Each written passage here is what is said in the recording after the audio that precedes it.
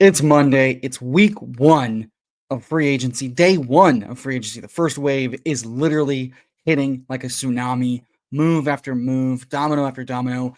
Big trades coming in right as we're hitting live. A lot of fun stuff to get into, to talk to today as we rip drafts on Underdog Fantasy and the early pre draft contest. And we're joined by a very special guest to the channel to talk through some of those moves. Joining us today is Bindles, friend of the channel, over on Best Ball with Bindles, Dynasty, Best Ball, Redraft. We're gonna rip it and stick it and talk live because we've got a lot of moves coming in. Just a quick recap for folks that may or may not have seen, because Twitter was definitely having some issues this morning. Perfect time for free agency news to hit. But the big ones right at the top: Davante Adams to the Rams, replacing Cooper Kupp, who's yet to be fully released yet. So it seems like they're still trying to hold out for maybe some sort of trade compensation, but a big fat contract to Adams. You've got Geno getting traded to the Las Vegas Raiders to take over for Tom Brady and Josh McDaniel's squad over there in the Patriots West. And then you've got Darnold signing a pretty hefty contract to join Seattle and take over for Geno. So big moves breaking in. Bindles, how you doing, bud? I'm good, brother. It's nice, warm 50 degrees here. First day where it's kind of like nice out. So beautiful day. Excited with all the news going on, and happy to be here. Awesome. And then just for folks, we're gonna just really quickly try to recap everything going on, just because like right as we're making the thumbnail, hitting live, and all this stuff, we see that a huge trade comes in with the Houston Texans trading Laramie Tunsil to the Commanders for a couple of picks. So it looks like Commanders are loading up as they should for this free agency period. What's up, Who Hames, Chad Candles, Green Bean, Richard, what's up, Nick, what's up, and then Biff, what's up? Finally joining in. Appreciate everybody coming in. So just to recap for offensive players, we've got defensive stuff we can talk about. If we were the Patriots organization, that's all we would talk about today, because it's the only position that they've allocated, that side of the ball to. But quick hitting, make sure we're not missing anything, because there were a couple of good ones we mentioned in Laramie Tunsil trade. Quickly, we mentioned Adams and Geno and Darnold. Some other quick hits. Josh Palmer to Buffalo for a pretty nice 18 million guaranteed, with effectively kind of like a 2-year contract, almost seemingly like the same Curtis Samuel thing, but maybe taking over the deep Mac Hollins stuff. Yeah, Interesting fit outside there. role. Yeah, I'm not sure how to feel about that one. His separation seems really good, but he doesn't do a whole lot with that separation, seemingly. So is he just more empty calories, Amari Cooper, on the Curtis Samuel contract, or what? P. Ryan returning to Cincinnati. This is potentially good for Chase Brown. We knew that they wanted to bring in a guy for third down, long down and distance type of stuff. If this is the only big addition that they make, I feel pretty good about Chase Brown. If this Yeah, is one of absolutely. several additions, and this is going to be like a three-headed backfield again, with Chase Brown splitting some early down work with a rookie, and then P. Ryan being who he's been for the last 2 years, which is just situational, long down and distance stuff. Maybe not as exciting there. But early on, I think if this is the only free agency ad, pretty good. Dimey Brown getting a nice deal with the Jaguars maybe speaks to Gabe Davis. We've mentioned a couple times on this channel the knee health, back-to-back years, same knee, same injury. Maybe not the best thing. So getting a decent deal, effectively the Tutu Atwell deal, Yeah, which we know is not that much because they added Adams a day after, right? Um, and let's see. Oh yeah, Fields to the Jets, and it sounds like Rodgers is all but a done deal to one of the Steelers or the Giants. It sounds like it's the Steelers, and now the Titans are kind of shifting their focus to Russell Wilson, which makes me think that New York is going in a different direction, maybe like the Jameis Winston bridge, which early on we got reports that, the Giants were going to do Rodgers plus Cam Ward trade up, and that didn't make any sense for, if you're going to get the first overall pick, he needs to play, and Rodgers is not the best type of bridge to bring in. So it never no. really made any sense to do, but they might be forced backwards into the best version of that, which is a backup like Winston, and then, or Mariota or whoever, and then the first overall pick. Because it still seems like That makes way Titans are more wanting to sense. trade down out of that number one spot. And then a really underrated one. I think the first one that hit this morning was Elijah Mitchell with a 1-year contract to Kansas City, um, which we all forgot about. He got IR'd with a hamstring injury early on last season, so that's an interesting name to keep in your heads in the last couple rounds of your fantasy drafts. And then, chat, I think that's for the most part the most effective offensive player ones. If I'm forgetting anything, please feel free to remind me. There were so many to go through amongst the litany of offensive line additions, some of which we saw coming, like the Bears making a lot of additions along the trenches, and defensively, really the Patriots just focusing all their efforts. And then, oh yeah, Godwin returning to Tampa Bay, turning down the extra 20 mil to go to Patriots. Patriots down horrendous. No one wants to go play for them, no matter how much money they throw at them. Back-to-back years, losing in on Ridley and Godwin, despite offering more money, is an interesting. Do you think? Do you think? I feel like the Patriots aren't gonna take Tet as early unless they maybe trade back. Like I feel like they're more O line or Hunter or someone if they fall. Like, what do you think about the situation now that the way that it's played out? It's definitely not. It's not a good situation to be in, with kind of being like having so many premium needs, and the league kind of knowing that. I do think it's trending towards take the most impactful offensive player, whether that's Hunter, Tet, or O line.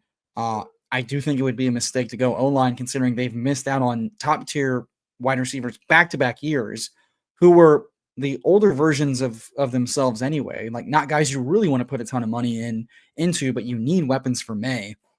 So I think they've almost backed themselves into having to take a wide receiver because they need some sort of talent in cost control premium position, and they don't have that. I mean, now I think that would, in my mind, that would stay the same if they add in a Steph Diggs, a Cooper Cup, a Darius Slayton. Like that should not preclude them for getting a cost controlled Yeah. premium position. So I think they've backed themselves into having to take a guy like that. I think Hunter might be more appealing because they can convince themselves 2 premium positions with 1 pick, even if it's split 50-50, because like we need all the help we can get. Yeah, they just are Um, so lacking talent. Yeah. yeah, but I mean, I don't think they're in a good position to trade down, because I think the Titans are already having issues trading down out of 1, and then it gets really really dicey. With we've heard the top end of this draft is not its strength. So I think they've backed themselves into having to take O line or wide receiver, and I think they'd have to do what Cincy did, which was, we need the wide receiver more. We will eventually figure out O line, and they could do what the Commanders and what the Bears and others are doing, which is trading for O linemen and extending them instead of waiting on free agency, where not many guys made it. And Huhaim's mentioning, I mean, Dolphins are not the only team. Like, they're not teams are not adding O linemen because there weren't that many impactful guys that made it to free agency. But even more so, there's only so many guys to sign, and a lot of guys are getting overpaid just because that's the nature of the scarcity of the position. Scarcity, yeah. And there's only so many guys to overpay, and the Dolphins are one of those teams that they can't afford to overpay because of their own contract situation. So the teams that can pay are the ones that are doing that, minus New England, who really needed to throw more money at things and got outbid by the Titans and other teams like that. Um, I am jumping us into a big board draft. We're waiting on 3 more folks. We mentioned Adams. I think Adams is pretty impactful because Puka is a first round pick. He's mid to late. One of the guys that we've been high on between you and myself year over year. Besides the injury, came back and just dominated target share, yards per out run, just incredibly efficient, incredibly explosive. What are your first reaction takes on how Adams and Puka's ADP, and then the overall Stafford macro effect of those guys? Yeah, I mean, I think maybe you push down Puka a few spots. Like, I think to that like 1-2 turn range, but not even like maybe just a few spots. Like if there's, I think it's one of those situations where the offense just being better and having another guy to take away coverage is actually beneficial for the offense as a whole and for all the players. So I'll dock them very slightly. We'll see what the coach speak is like and what's going on, but I don't want to make too much of a deal of it for Puka because I've seen some like crazy talk. I think it's mostly just hyperbole, but I think Adams though is obviously a huge winner. Was still really good last year, and he's lost a step, but he's such a good route runner, just still so good that I think probably late second, 2-3 turnish. Maybe you can make the case for even higher. Like I know Lad goes in that range. I don't know. I think he's going to be set up to absolutely smash. Um, we've seen like what Demarcus Robinson, Odell Beckham a few years ago. Like I think that red zone role could be really impactful. So um, and there's plenty of targets to go around with just those two guys and not much else around there in the receiving room. So Yeah, I don't think Adams takes away too much from Puka considering how much was left on the table. Like Cup still earned plenty before his injuries the last 2 years, and even more so was split up with D Rob and others, as you mentioned. I think at the end of the day, we've seen Stafford and McVay. They've both been able to support top tier wide receivers in real life and in fantasy. And it just seems that Adams is going to be more efficient getting the cup work. As we say that, we're on the clock at 7. Is this enough for you to start taking guys like Nico or Amon-Ra slightly over Puka? I mean, I guess it's just the dust is still settling. I think I'd still go Puka. I'm What are your still thoughts? comfortable Yeah. with that. Yeah, I think at the end of the day, it's really just increased the ceiling of this offense. It's made it more efficient, and if anything, it takes away maybe from like Kyron because I think, like you mentioned, the red zone role is really where these guys can eat and have Yeah. eaten, and Adams is just going to be more effective in motion in the slot. But I think this just turns into a mega big boy version of what the Tyreek Hill and Jalen Waddle prime Miami Dolphins year was, which is highly concentrated to these two pass catchers, and they're making the most of those passes. And the guy that's going to benefit the most of it is going to be the quarterback, and it just puts less on the shoulders of Stafford and Kyron and Puka. I think everybody's going to be able to be more explosive and more efficient, and I think it just raises the scoring potential of the offense. And I think Puka will benefit from that with just like less likely to have drives stall out. Because he already proved himself to be able to like lead the league in team target share, air yard share, all of that. And he's also the younger player. Like I love Adams. I have heavy Adams bags. I think this is a great landing spot. I'm taking him in, 2-3 turns, second round. His touchdown upside is immense. He was still wildly efficient in separation and man coverage when he was trying for a team he wanted. This is time to pad the Hall of Fame stats, but he is up there in age, and he's the guy where it's like it's not over till it's over. And if he has any sort of decline or drop off or misses time, and he's been wildly, consistent and wildly healthy, but we kind of saw that the Rams do something similar with Josh Norris. Was like, I'm having a little bit of flashbacks of like Allen Robinson. Where it's like we got to have him go pay the big guy and run the slot stuff. And if Adams fails at all, if he takes a step back at all, Puka just picks up the slack. So I Goes don't even want to be higher. too much lower on Puka at this point because I think there's a chance the entire offense really benefits. All right, we're on the clock at 18. AJ Brown, Lad McConkey, Jonathan Taylor, guys staring us down the pipeline. Who are we leaning here, Bindles? I'm pretty into AJ Brown here. Just Yeah. go double alpha start. With Darnold going to Seattle and DK Metcalf gone, how high are you taking JSN in these drafts? I mean, yeah, let's the Sam Darnold thing. Let's talk about that. Yeah, like I don't know, not great. Their O line is not good, and Darnold struggled under pressure. But I do think it will be very run heavy, and then JSN's just going to get a shit ton of targets. So I think just the increase in targets may offset just kind of the offense being maybe a little bit worse. I wouldn't push him up too much more. I mean, I think I don't like taking Lad where he goes, so maybe in that like Lad range, just based on volume and JSN's talent. So yeah, couple spots a little bit, but not a ton.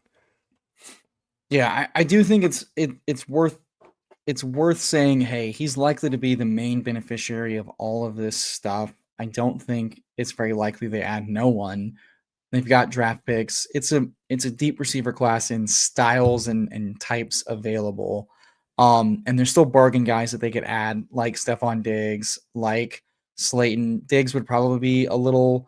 I mean, it seems like they want JSN to be. It seems like they are going towards a very like two wide receiver, Yep. run focused offense with Clint Kubiak and Sam Darnold, which would make sense as far as like mitigating pressure, like you mentioned with the line right now. So JSN is going to operate as the outside boundary guy, but he's kind of like a slot tweener guy to date as of now, who's just been much better with deeper ADOT, no shit. So I wonder how much a guy like Diggs would be someone that they target, whereas they could go get like a Slayton boundary guy, 27, 28 years old, Field and then maybe stretcher, yeah. target. Is that the team to take Matthew Golden in the first round because of his size and speed? Or a team that tries Trey to trade up for Harris, Tat. maybe. Yeah, I don't think they're going to stand pat, but Jason probably leads. He's like a heavy favorite to lead the team in targets and air yards, and that type of profile is usually one pretty easy to bet on, just from like Yeah. from a macro standpoint. And from that, I think he's a safer bet to take over Tyreek and Ladd in a way because of the underlying efficiency metrics, and then just the sheer nut volume run out. All that said, Terry falling, DJ Moore falling, and then these guys available. Where are you leaning at this point in the draft? Yeah, I like any of those three receivers. I mean, the ADP value is Terry. I kind of like DJ Moore a little bit better. Yeah, that would be my lean I'm slightly. liking the Chicago Bears now. Like I was buying the Ben Johnson hype on the Bears, and now they've just allocated all of their money early on to O line and D line, especially the interior. So like we know that sacks are mostly a quarterback stat. We know that Caleb needs to get better there, but we also know that with a clean pocket and clear reads, his arm talent, his processing ability has a high ceiling, and more time available for guys like Moore and Roma Dunze to make it happen feel good. And I think Terry was always a little overpriced. I think Terry needs to continue to fall a bit. Debo Samuel's going to take up some of the short yardage stuff. I think he probably takes more away from Zach Ertz than he does Terry, but Terry was priced probably a little above his true ceiling outside of his 95th percentile outcome. But with them adding, Debo and Tunsil, that's two huge additions to a team that had needs everywhere. So if anything, I'm just saying that Jaden Daniels continues to be one of the safest, comfiest clicks of the elite quarterback tier, which I'm not taking a whole lot myself early on, just because I do think there's some really solid values at quarterback across the board, especially including the dual threat guys. But how efficient he was as a passer and how much they're already adding. The Commanders are showing that they're going to build this like the Eagles build it. We're like, let's just keep adding talent where we can, do the contracts like we need to do to just, make a run for it. And that's just an offense I want to buy a lot of pieces of, especially of one that is adding talent, not taking away talent, even going into the draft. Jaden's ceiling just continues to rise a full 3.9. Yeah, I think Terry was a little bit overpriced. I think people were still taking him because they wanted shares of him, and he does have, obviously, as we saw last year, high touchdown upside. But yeah, I think yeah, between him, Evans, and DJ Moore, I think I prefer Moore and Evans ever so slightly. But I mean, We have whatever. more history of Both like are fine. high end production, and they're if you compare all of their 95th percentile outcomes, they're all still outperforming Terry Yeah, because of their red zone and their just like efficiency. yeah.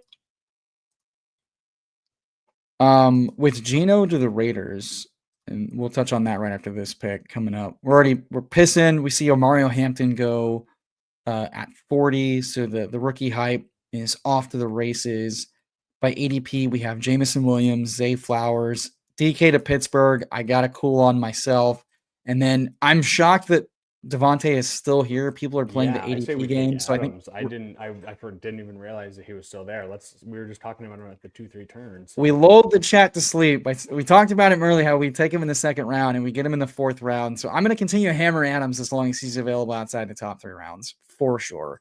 My God, we got the Rams stack, baby. Stafford locked and loaded. This is exciting. someone's gonna snipe Stafford from us now, 100% now. Well, do what they will. It's just interesting to we know that ADP is the most fake it's ever going to be at this point in the draft season. And so we see guys that go get up to Hampton, but they are scared to get. And and if people are going to be scared off of age and Puka, again, I want to buy into both of these guys because single season full team correlation, which in pre-draft advancement is part of it, but also if the whole offense is just super hot and runs through the pass game in the playoffs, you're getting the two most important pieces of the offense to do that. We just kind of saw something similar with Garrett Wilson and Davante Adams with the Jets. Like Rodgers had that nice hot streak, and if you had Rodgers plus Adams plus Garrett Wilson, you were seeing an insanely high ceiling for your fantasy rosters. And we know Stafford's physically just much more gifted, and the offensive line has a higher ceiling. And we lost Bindles. Hopefully he'll come back. I know connections issues are a thing, but we are midway point. Thank you everyone for joining. ASMR can crack for the fine folks. Thank you for joining us here this afternoon. Hit the like if you haven't already. Please support the channel. We got Bindles back. Get him back up to the top. Showing off those delts. Having some connection issues. Yeah, that's all right. Can you I know. He's joining us from an unstable place, Wi-Fi wise, and that's okay.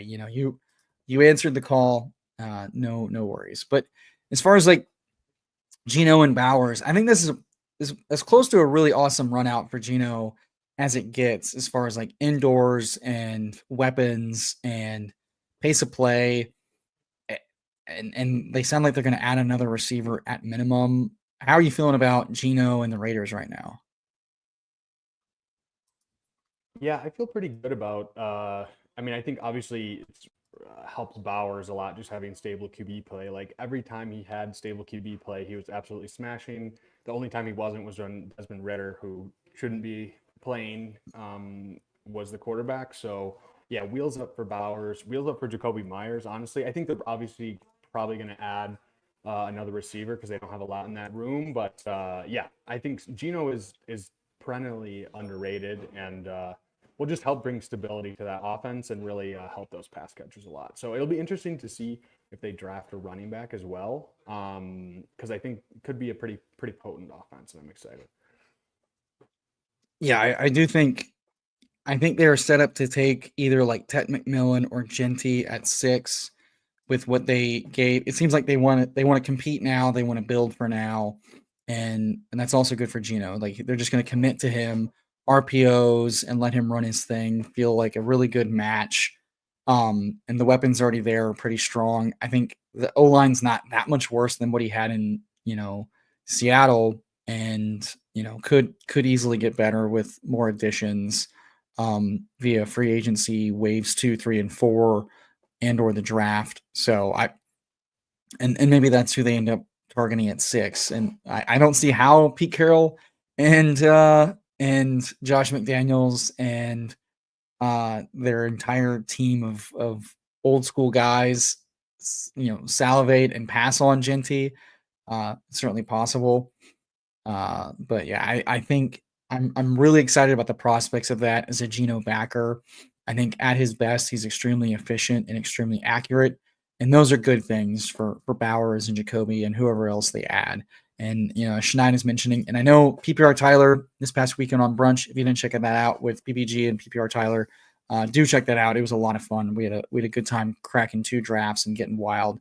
McDaniels is the OC in, oh, that's right. I forgot McDaniels back with the Vrabel. That's right. And they're doing exactly what you think they do. But yeah, Chip Kelly with the RPOs and just the pace can be really, really exciting. Yeah, the pace. I mean, Chip Kelly is always pushing the pace too. So that's just exciting for play volume. And yeah, I'm excited about the Raiders. I didn't think I would be saying that, but are we going to take this ADP slide of Alvin Kamara at 66 as our second running back? Yeah, I'm not opposed to it, honestly. Or you want to pull up Caleb Johnson or something? I'm down with that too. I don't know. I don't have a lot of Kamara. May as well add him in the 6th. If we're gonna do it, this is when. Yeah. They're investing in Carr. they've spoken highly about Kamara in the run game, and he's probably going to suck the last few weeks of the season, but he can be a big part of the offense. We'll see what happens. If I'm not going to have a lot of a guy, I might as well take him when he's relatively cheap. I still don't want a ton of him, but I don't want to. I don't want to have my blinders on, like I did the past season. Even though he does stick out as one of the easiest fades, and in the playoffs, back-to-back years, he has been a very safe fade. But you could argue that last year with the injury run out of Rattler in the offensive line, it was really bad. And then Huhaim's mentioning, something that did seem anecdotally true with it. The O-line, much like the Rams, started out pretty banged up and some missed time between the guys. And when they did come back, they seemed to play all right. And, and that does bode well. I don't think Seattle's handled their offensive line well at all, which does not bode well for Sam Darnold. But they could try to adjust that with just heavier formations and more play action. Yeah, Benny's saying exactly what the most. I don't want none, so I guess now it's fine, guy. It's him and Travis Kelce are like the guys I really don't want any of, but projectably it makes sense to have them and build around them soundly, even if it just doesn't feel good. Jason Calhoun saying kind of need an intern to configure all this breaking NFL news and how I need to adjust exposures. Yeah, and a very productive day and week with last week's tampering stuff, this week's free agency stuff. I also think Addison's kind of a tough click. Addison and Jefferson are both tough clicks because they're both talented guys I want parts of. KOC is still there, but JJ McCarthy coming off of a double knee injury with no playing time in the NFL, it's not nothing, and we're kind of paying. It's a little scary. Yeah, we're paying for the replacement, and Mullins is now gone too. And Dimes may not return. Dimes might be going to Indy, so it's well, who's the backup until JJ's healthy? Those are scary question marks to ask this far out. Ridley falling back all the way down to us at 77. Ayuk here as well. McMillan probably needs to fall down. Downs is cool. Warren, how do you feel about Hawk? Hawk? I'm probably Hawk or Ridley. If we just let's do Ridley and see if Hawk doesn't fall. Hawk's usually a faller. Okay. And he goes. That's fine. He's not a must-have. Yeah. Yeah, he's not. So from a health standpoint, the docs didn't think he was going to return to full form last year. From a production standpoint, they were correct. He was a little inefficient. A year removed from his injury, he should be better. I do expect him to be better. I don't know how much heavier, pass rate or efficiency we can expect out of the offense. And as long as Justin Jefferson and Addison are healthy, they're all kind of capping each other's, ceiling in a way until they get a guy that can just absolutely feed them with volume. So Hawkinson feels fine, but Ridley as my wide receiver 5 when his quarterback might be Russell Wilson or Kirk Cousins, in a couple of months. It's not the worst thing in the world when the rookies go. So he's going to get volume, which is, that's pretty much all you can ask for. And yeah, his underlying metrics last year weren't bad at all. Just obviously not great QB play with mostly Rudolph for most of the year and Will Levis. So yeah, I almost prefer Njoku. I don't know. I'm really high on Njoku. I don't know. I just feel like when he's healthy, obviously that's an if, but if it's not Deshaun Watson, any just competent level QB play, Njoku smashes. So Njoku gets Ingram level volume, but with George Kittle yak. That's very good for fantasy, especially if volume is a concern. Also, Bindles is joining us from the gym. If you couldn't tell from those delts, he's joining us from a nearby gym because it is swole season as we gear up for hot baseball summer. Coolers is asking what we kind of mentioned. McMillan kind of has to drop now that Godwin returns. They weren't really using him in the slot, so from a usage standpoint, I still think he stays on the field a good amount. But Godwin commanded a lot of targets. He outpaced Evans in production early on before his injury. How far, where's McMillan got to go now for you to be taking him? Probably the like 110 range. I don't know. I was never into McMillan at that price. I just thought it was Same. very likely that Godwin was going to return. And so, yeah, I would say, let's see who goes in that range. I mean, I guess Mooney goes. Yeah, we'll Don't, take a look in a second. Downs falls back. Downs and Pollard both fall down back to us. I don't know that Caleb Williams is going to make it all the way back to us though. Where did Rome go? Rome went to Biff. So I think we either take Caleb or we push and just know that we're going to build a late quarterback stack with Stafford and other people. What do you think? let's take Pollard and push it. I feel like. All right, I love to push it, and I like Pollard. They added some O-line in Tennessee, and the coach speaking the contract stand out very strong for Pollard. I think Pollard's just as strong, if not a stronger bet than Warren and Aaron Jones in this range. Aaron Jones going at 75 to Biff Tannen. So, guys that should be rising on this news. Jalen Warren right now, second round tender. We knew that was going to happen, but they are not bringing back Najee, which was a slight risk, but didn't seem like, guaranteed. They haven't added a free agent yet. They might not, given where we have their inklings. But they do have a first round pick. Hampton is in that range, and it's a deep class. So, I agree with some folks that have said it, including Gigi Zachariason, late round quarterback, that Warren should probably rise right now. He is efficient. He is a pass catcher. And, Rodgers would, be a good thing for the pass catchers. It would be a bad thing for Pace, but can't really get worse than Pace and volume than it was last year with Fields and Russ. So I wasn't drafting a whole lot of him because I have a very real fear this organization under Tomlin or Arthur Smith will get another running back, and they will give that running back more work, even if he's not more talented, like they did with Najee plenty, like they did with Algier with Bijan.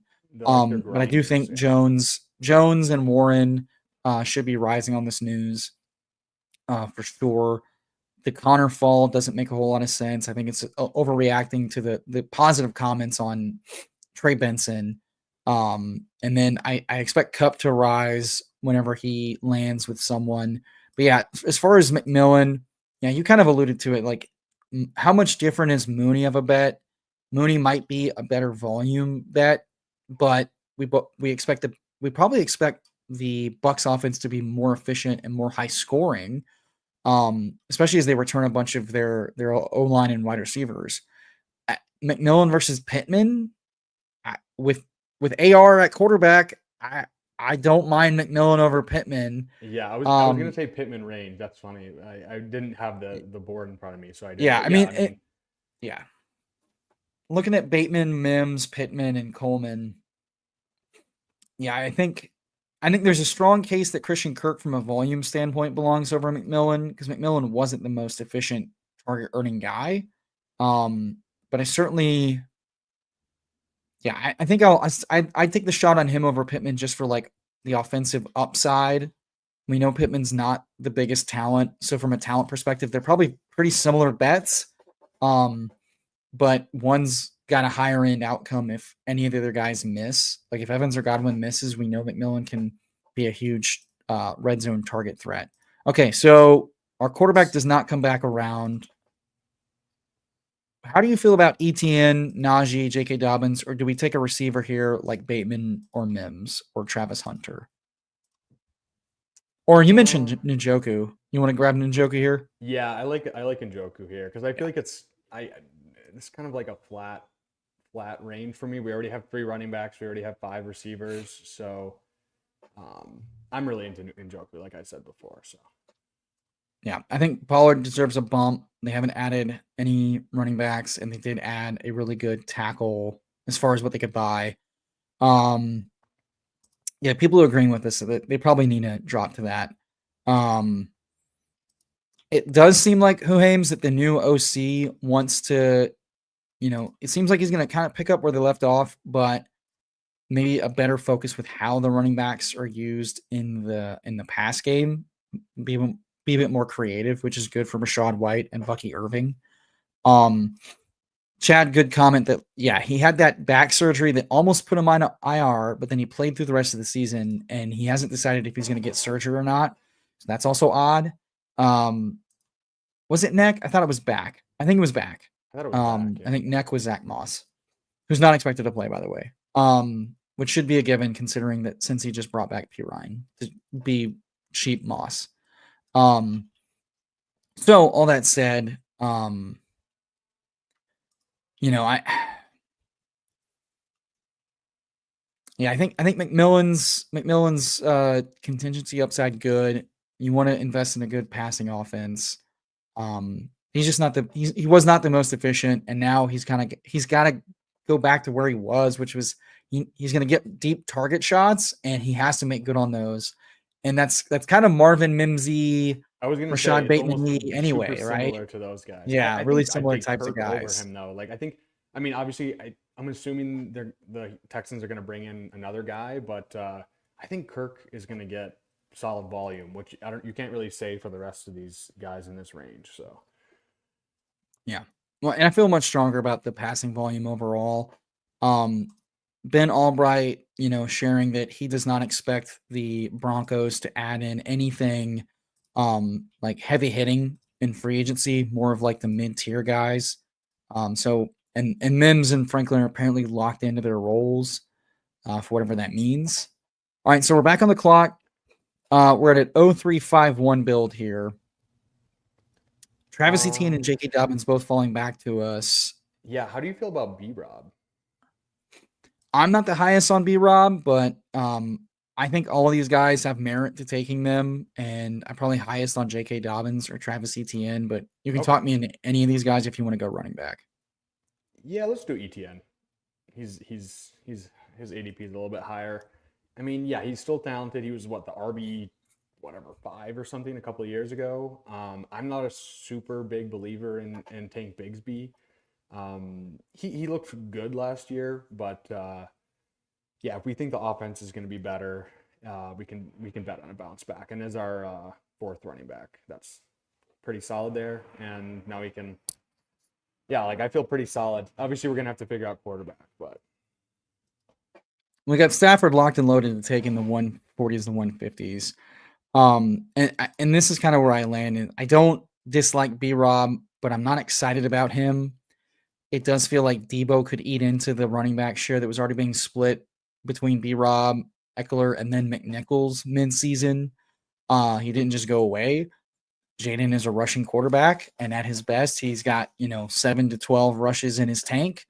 And this is a really loaded running back class, and Eckler is old, so if everybody stays the same, he could potentially return to a role where random goal line stuff. But my concern is that he was subbed out of goal line for guys like Eckler and McNichols at times. He wasn't involved in the pass game much, which we expected, but he never.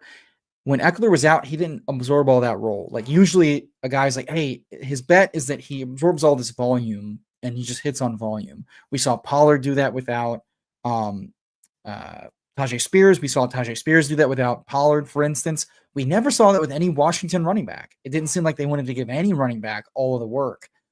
Was that just because they don't trust any of these guys to be workhorses, or that's just philosophically how they want to play things from a personnel standpoint? And if that's the case, I think it caps everybody in that offense. The price is fine, but I am worried that a guy like B-Rob, who was a holdover from a previous front office and previous head coach, he was talked about highly. Then they added Eckler almost immediately in free agency to decent money, and then they never gave him full workload, really and truly. So those to me tell me that I need to temper my expectations for the guy, and he might be more of a Tank Bigsby type play when priced effectively than he is closer to the Pollard, Jones, Charbonnet range. I do think I it's think I'd rather take yeah. Charbonnet just because I think total upside. In best ball as my fourth guy, I don't need usable weeks of 10 to 13. Give me a guy who can put up 20 to 30. And I don't think B-Rob's that guy right now, if at all, with how the landscape is set up. And I'm worried he could be a big loser. Scoop to Justin Herbert. Yeah, let's do it. I don't think we have any phantom stacks we could go. Well, Trevor Lawrence with ETN, but he might. Will he maybe come back around with the BTJ guy? Let's Maybe go we'll take Herbert. it. We'll take it. I think Trevor Lawrence, we could potentially take stabs at like they've got Palmer's role opened up. So a guy like Slayton could come in and fill that role. Who else? Hell, maybe Diggs. And yeah, and it's Najee looms as just the former first round pick. He can do it all. He's a big guy. Give him all the volume. Just the plotter that can catch the He never ball. He's misses gonna games, and he gets 300 touches a season. So that's whatever. yeah. He's not sexy, but He's not, but he's a guy who's gotten multiple touchdowns because he has a goal line role. Like he's gonna nuke the absolute shit out of somebody, and we're not sure who it is yet.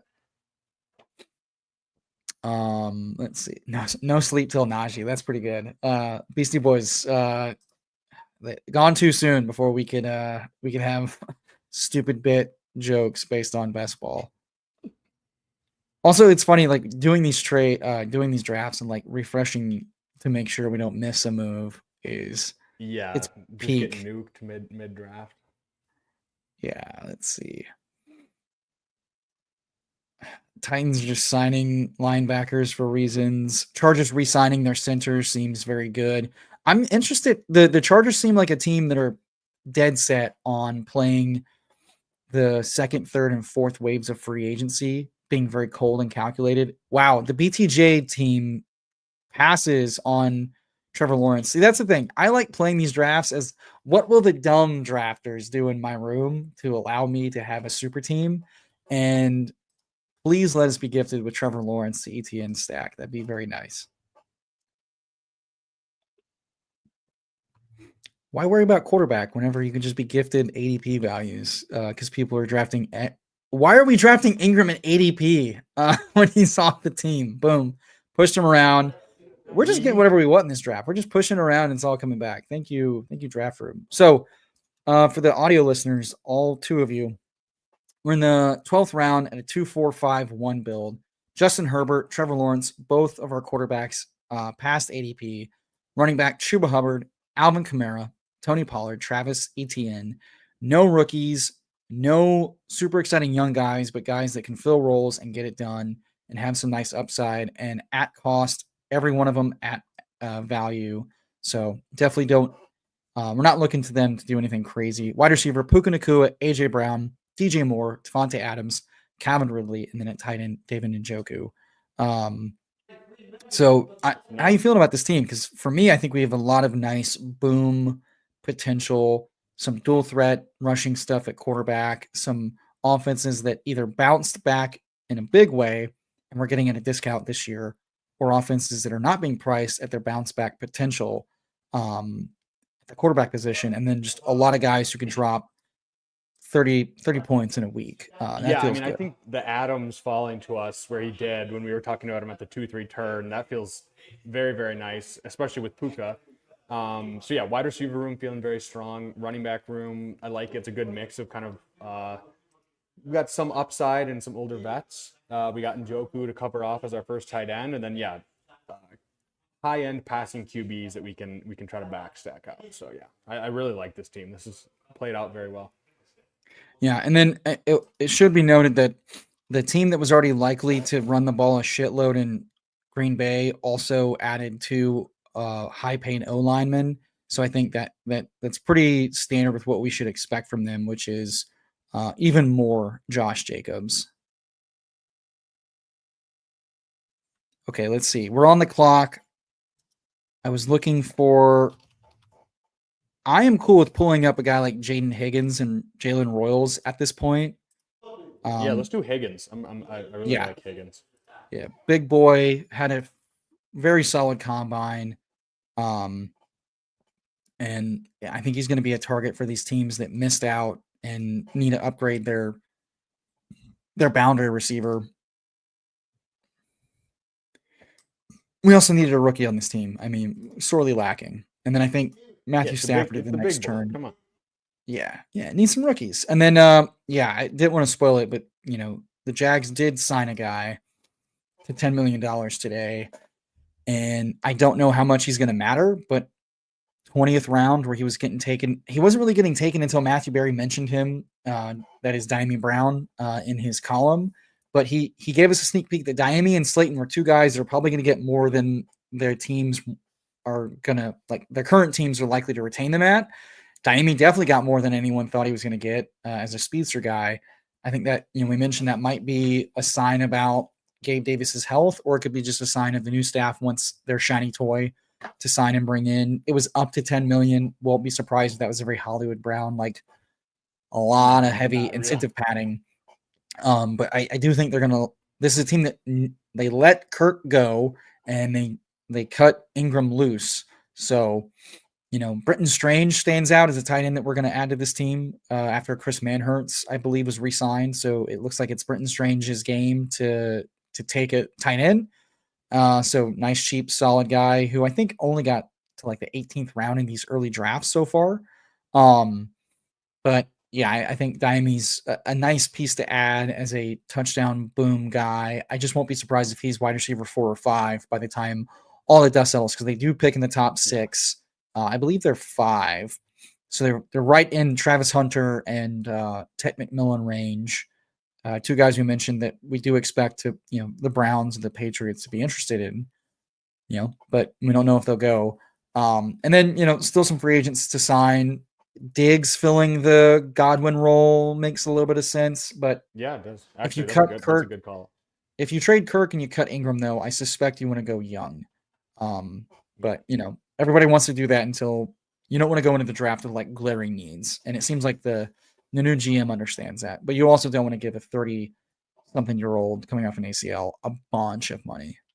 Yeah, I'm pretty into Strange. Like he was solid when he did get playing time last year, and there's been pretty good coach speak. I mean, it's whatever, they could draft a tight end, but it seems like them signing these kind of like blocking backup tight ends gives him a little bit of more safety than you would think before. So yeah. We're on the clock, and someone sniped this on Stafford. Gotta love it. Oh, God. What did I say? Yeah. So I think I'm cool pulling up Royals again here, unless you like Pierce or. No, let's do Royals. Let's go for the upside. Yeah. Let's just keep grabbing the guys. I'm not shaking in my boots with Herbert and Lawrence. And then breaking news that Kenny Pickett traded to the Browns for DTR and a 5th round pick, which I think the Browns needed a cheap guy. I don't think this is the last guy they take. But this was why the Kirk Cousins marriage was always financially most likely, because he's the one guy that could get on like a vet minimum deal because he's getting paid all that guaranteed money by Atlanta. And it's the only team that could say, hey, we're not going to draft a quarterback in the top because that doesn't fix everything. And we will be a team that can give you a starting job after the draft. Yeah, I like Higgins and Royals. I think that's a good pairing with the kind of heavy wide receiver drafting we did early. Get some upside. I mean, yeah, Higgins was 6'4", 215, and had a pretty crazy combine. So I think probably live for round 2, and then Royals has been getting a lot of hype as well. So yeah, 2 guys that are likely to rise a lot if they are second or surprise first round picks. Yeah. How we saw that with who was the surprise first round pick last year? Ricky Pearsall. Rizzy. Yeah, Ricky Pearsall was the guy we thought, hopefully he goes second round, then he goes, late first. So both these guys could rise a lot with draft capital and with landing spot, and both have just like really interesting analytical profiles and just crush the draft. So fully expect those to be teams need wide receivers. Teams just need wide receivers. We're seeing it with free agency right now. Like I think guys are going to get pushed up. So yeah.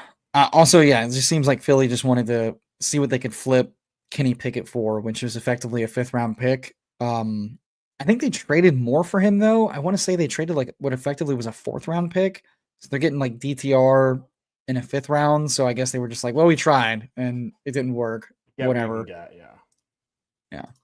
What goes without saying, Kelly. We hope that whoever's the Ricky Pearsall of this draft class avoids gun wounds.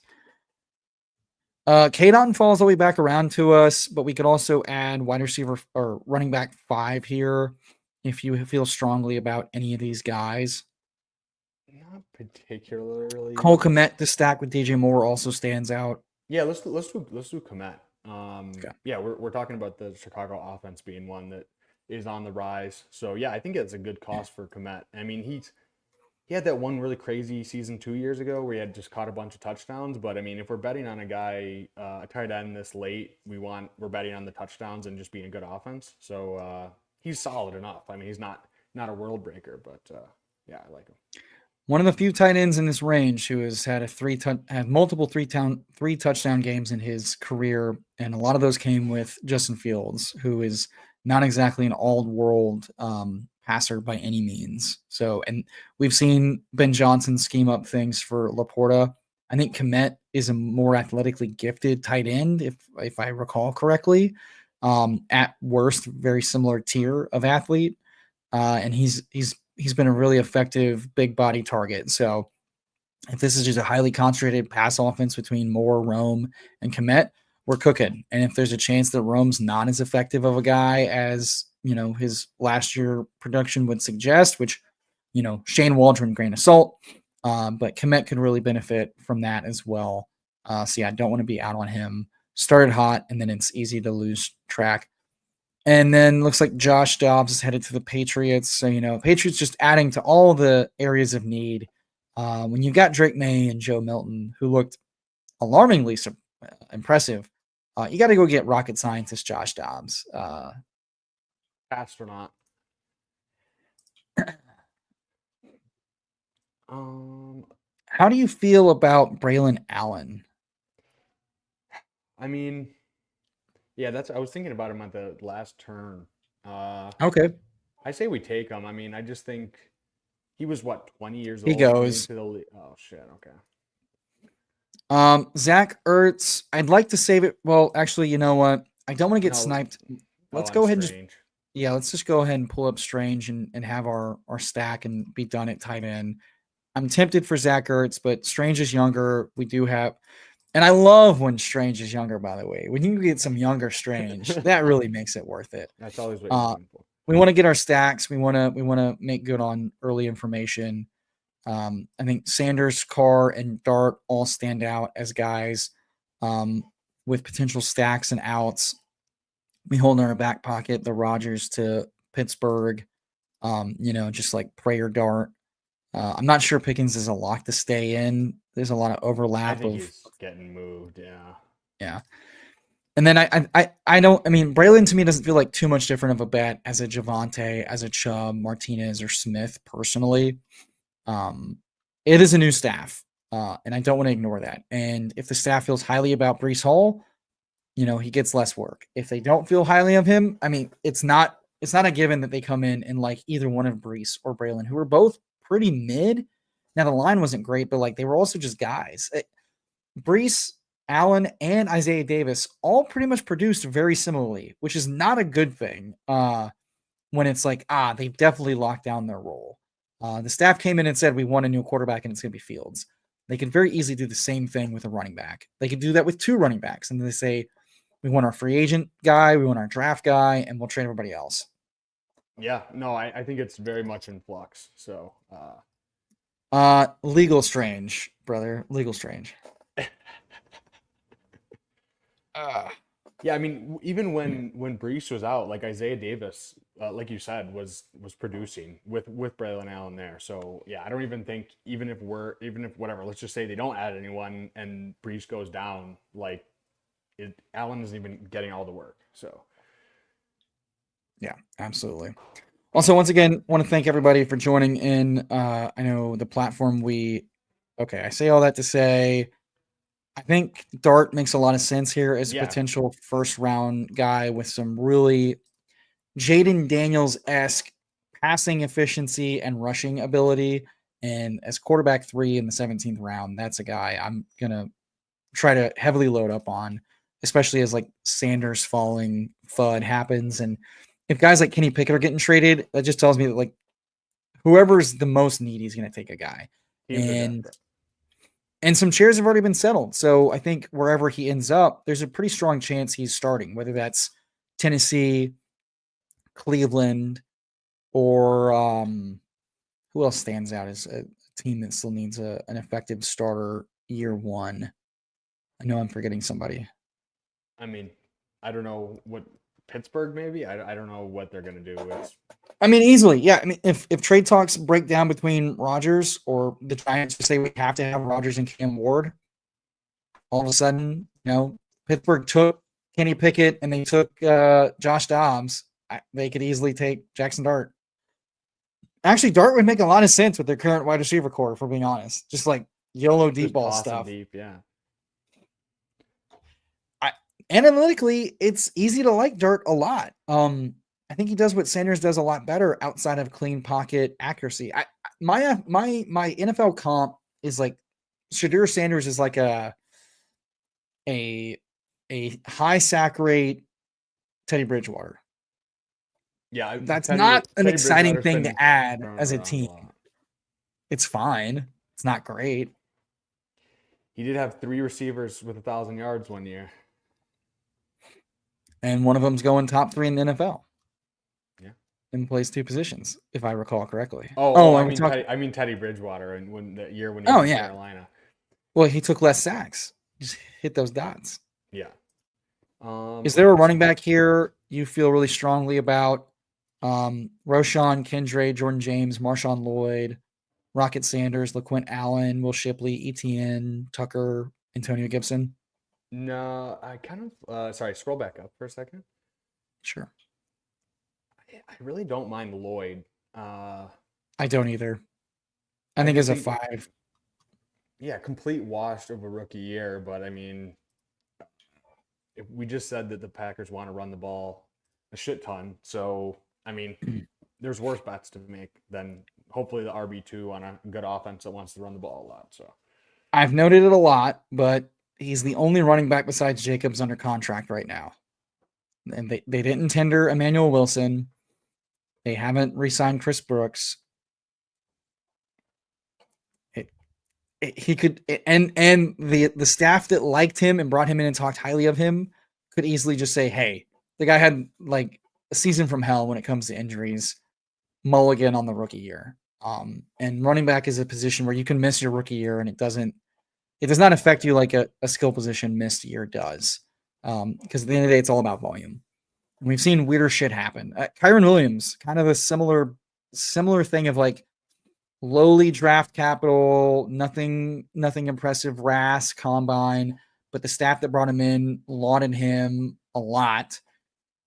Got injured his first play of, his first series, came back hampered from that injury. I believe it was like a severe ankle sprain and looked like shit in his rookie season off that injury. And then came in, crushed camp, and took over the starting job for the next 2 years. I don't think Lloyd has that upside at all, but Jacobs is kind of just a guy like Cam Akers was just a guy who was like, give him volume and he looked good and take away the volume and whatever. His contract is team friendly this year through the next 3 years on his contract. They're all team options. And they just spent a lot of money on the offensive line. So yeah, I think there's worse bets to make. Dimey Brown goes, so I'm glad we got Strange as our for sure loan stacking partner. Nice. I think taking another running back here would make a lot of sense. Do you have any rookie takes between Jordan James, LaQuint Allen, Trevor Etienne, or should we just take a guy like Will Shipley who's on a team?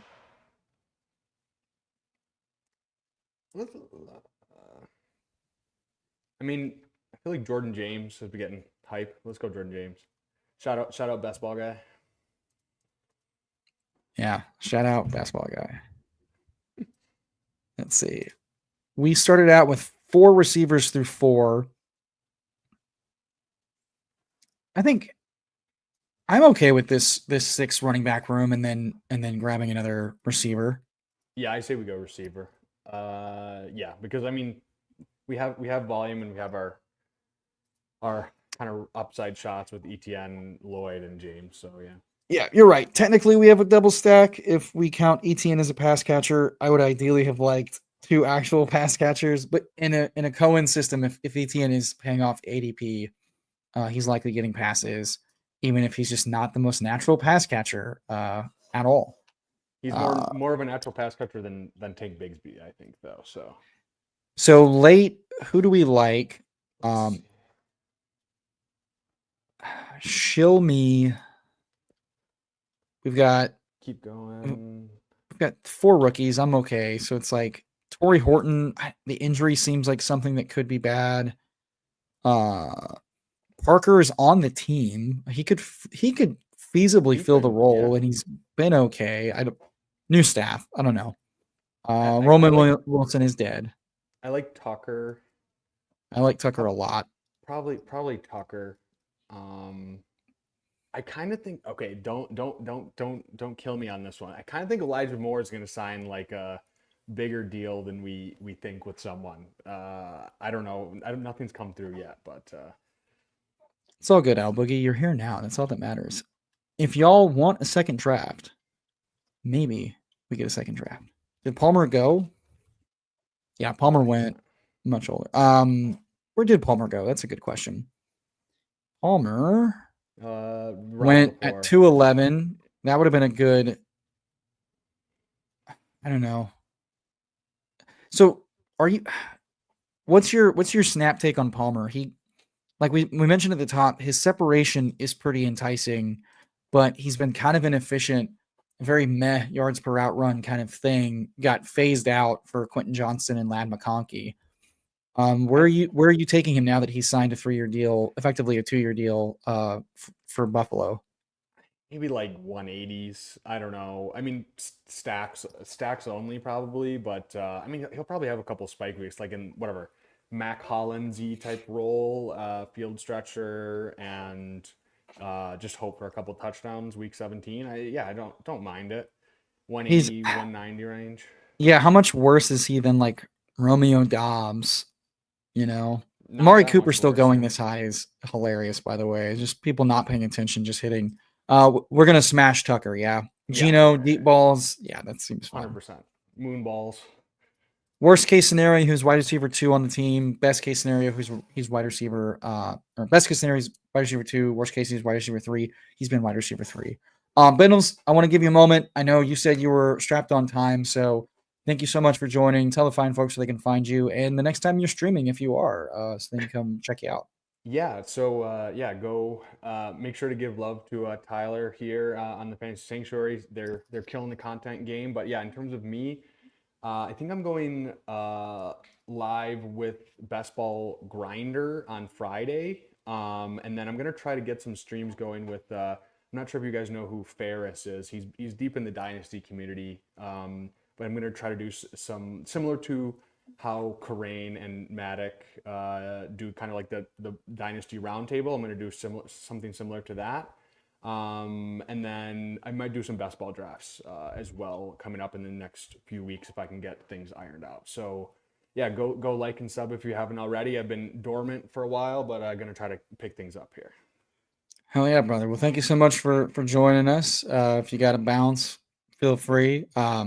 We got a second draft cooking for these fine folks. I know many joined late, so we got a second draft. We'll rip here for the fine folks, and then I'll if you want to stick around for the team reading. But our final team with Bindles is a 3-6-8-3 build. Justin Herbert, Trevor Lawrence, Jackson Dart. 2 of those after ADP. Chuba Hubbard, Alvin Kamara, Tony Pollard, Etienne, Marshawn Lloyd, and Jordan James at running back. Wide receiver, we got Puka, A.J. Brown, DJ Moore, Davante Adams, Calvin Ridley, Jaden Higgins, Jalen Royals, Trey Tucker, and then at tight end, David Njoku, Cole Kmet, and Britton Strange. We got sniped on our premium, Rams stack, but overall, I'm liking this team a lot from the stacks, the archetypes, and the pockets of ADP value we had. How do you feel, Bindles? Yeah, I'll give it like between a B and a B plus, probably B. That's fair. All right, Bindles, thank you so much for joining us, brother. Go check out and support Bindles on his YouTube and Twitter at Bindles90. Put it in the YouTube description. Give him some love deep in the Dynasty streets and a little bit in the best ball streets. We'll definitely have you back, Bindles, for hot best ball summer. Take care. Peace and love. Appreciate you very much. Have a good one. Thanks for having me. Deuces. Thank you, brother. All right, let's get some music going and let's get into draft number 2. So, real quick to finish up some thought. I did want to do second draft because there's so much more to talk about. I do think Roman Wilson is effectively like dead on arrival. I already felt that way considering how badly he was doghoused and completely dismissed by Arthur Smith and Tomlin even after the injury. I'm not super into Palmer either, but Mac Hollins proved there is value with that deep separator guy just from a best ball perspective. And so from that, I just kind of like, yeah, how much worse than he is like Dobbs is like a middling talent, but he's a perimeter wide receiver on a potentially high scoring offense. I'll have to click him. If he's under 120, between like 120 and 150, I will take him plenty simply because Allen is the type of guy that will uncork him and, just gotta come down with it. Huang's asking about, Fields I am pretty bearish on Fields to the Jets simply because the line still isn't good. Rodgers struggled behind that line with pressure. We know Fields' pressure rate's pretty high. His sack rate's really high. He was the most inaccurate he's ever been, I believe, last year. And so, and DJ Moore, outproduced his expectation insane. It ran insanely hot on touchdowns and big plays. That single game with 4 touchdowns, it was 2 moss balls against just corners giving up and not trying. So it's I want to contextualize in best ball, Wilson and Brees are fine from a target perspective, maybe, but the pace of play and the pass yards and per game, all those numbers dip from Rodgers to Fields. We're on the clock at 7 again. I think we will go Nico here over Puka. So where I struggle with it is when you see week to week projections, I like this for Fields a lot. Full starting quarterback for a year. He probably belongs in he probably belongs right there alongside Justin Herbert and Jordan Love. Dual threat guys. Jordan Love, Justin Fields, how much different are they? Very streaky, somewhat inaccurate passers, but their rushing upside keeps them, pretty live. Both spike with touchdowns. So from that standpoint, ADP wise, I think he belongs to move up there. He likely won't make it past probably Trevor Lawrence. So I'll have plenty. He's for fantasy. He's exciting and fun, but yeah, I think projected pass yards per game, pass touchdowns per game, it's going to be bleak. It has been bleak for his entire career between 2 different teams and 2 different coaching staffs.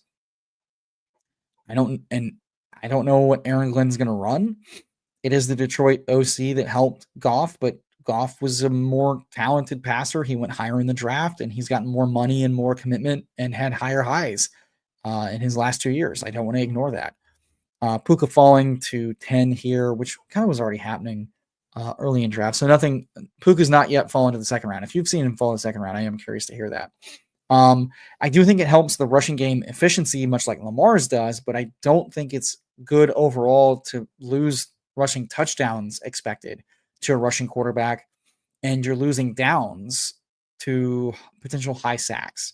So I think it's pretty negative for the Jets. I don't know how much better it could have gotten. Geno would have been better, straight up. Darnold would have been, I think, higher end accuracy just based on last year. If you put him behind a clean pocket, at worst similar. So I'm not into it. And I definitely think there's a risk for the running backs, as I mentioned, to potentially lose their roles with a new staff in town, more so than it's not. I would like to pull up JSN here, as mentioned with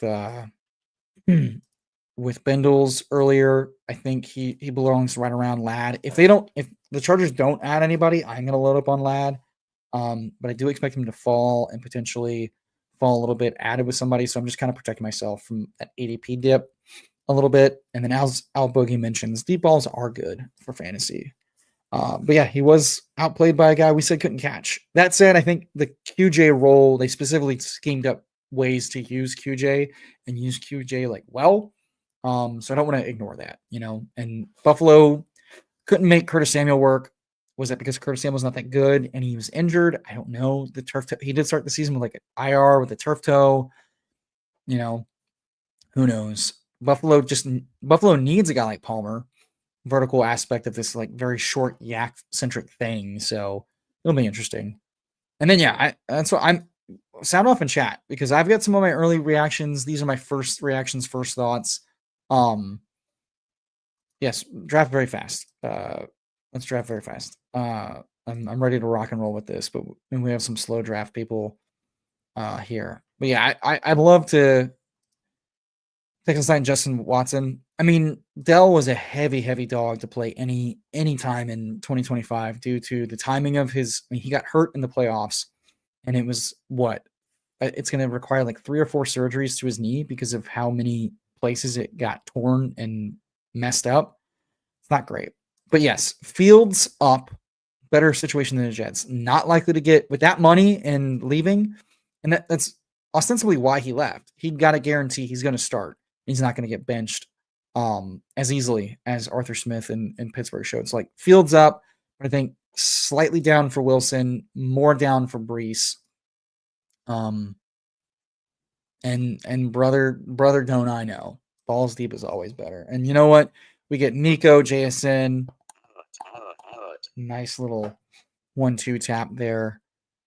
And I think this is just depth. I believe Robert Woods is a free agent and Xavier Hutchinson is just a guy. So I don't know if he's bad for Kincaid. I don't think Kincaid was ever really getting a lot of deep theme stuff is the problem. I think Shakir and Kincaid are kind of like the same type of player. Shakir's just much more efficient with it. The GM noted for Buffalo that, hey, Kincaid's knee injury sapped him. We think that wasn't him, but we do know that Kincaid needs to ascend, needs to keep growing. So that's where it's like he has to grow into this, but he hasn't overtaken like a full-time role from Knox. And he's been far closer to like the Otten range of things, but people will note that his yards per route run were pretty good in the league. I don't know how much of that is him and how much of that just like the short ADOT type of stuff. Also, thank you again to Bindles for joining and hopping on and making sure I had a guest today to bring to you fine folks. So they need someone to run the vertical stuff, as Coolers mentioned. So like this offense needs a deep threat. Otherwise, the underyard guys they get jammed up and they don't have anything to work with. All right, so I don't mind taking DJ Moore here again. So Nico, JSN, DJ Moore start from the 7 hole. All new 3 players for this combo. I need to rename that draft for Bindles. So I think it was likely that I think this is just bad for. I think Tom and I took Mac Hollins once or twice as a late 20th round guy because he might have resigned and that role like for the 20th round is something. So obviously this is them replacing Mac Hollins with someone younger and probably slightly more talented. But Mac Hollins is really good at like the catch point, and that's where Palmer's been iffy. So yeah, I don't know. They need that in the role. I strongly suspect it's more valuable for real life football than it will be for fantasy football.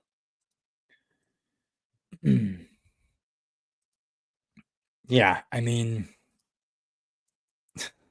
the Dalton Kincaid is just who is a generational overrated fantasy asset. I'm struggling to think of one. Maybe Najee. I don't know. But then again, Najee's done more with less. I don't know, man. It's not great. I think Kincaid's ADP is less punishing just because his floor is what 55 to 65% routes and snap share, and probably closer to 65% snaps as his floor or routes as his floor, where he's running as a passing specialist. Pitts' floor has already shown us his floor is 33% routes and snaps. like just not a part of the offense. That's his floor. So, I'll give me names from most overrated. Metcalf's an interesting one. He's had back-to-back years of injured O-line and himself injured. How much are we just results oriented? Because if it's results oriented, fine. Even Joe Mixon, is he? He's hit ADP, and despite injuries, like last year, he was crushing before 2 awful ankle sprains, and then still delivered in the fantasy playoffs. And his ADP was like what?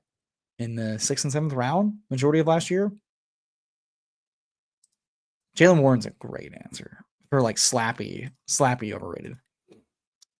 James Cook comes back after ADP. That's really tempting for RB1, but we did mention we wanted a little bit more Jaden Daniels. Decisions. I don't have a ton of either one of these guys.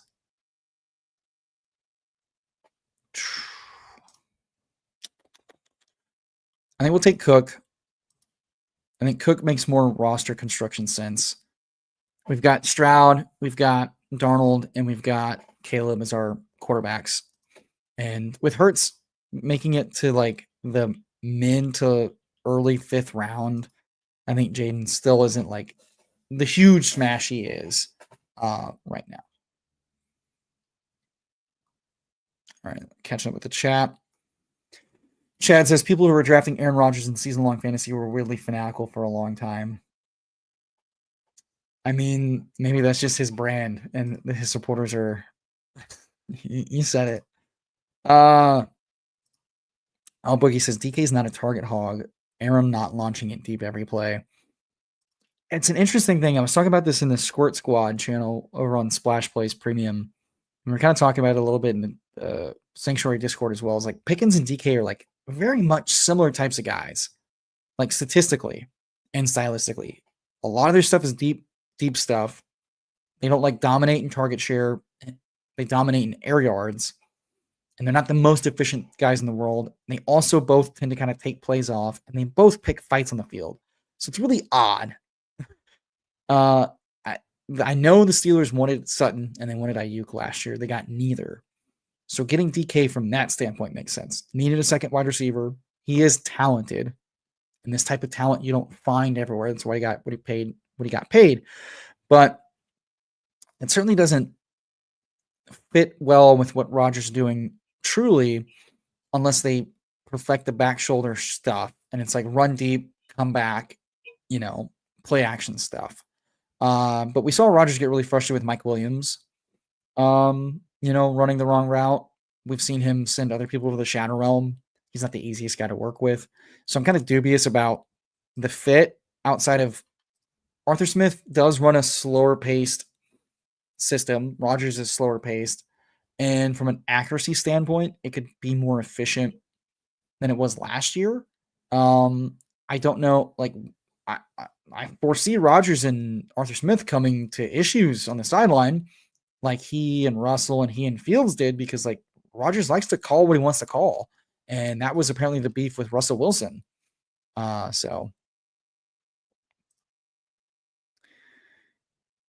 let's see. Looking at the draft.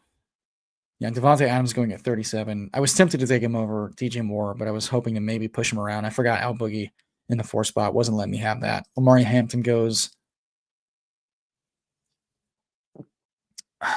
Mixon falling to 55. It's either Mixon or Kittle.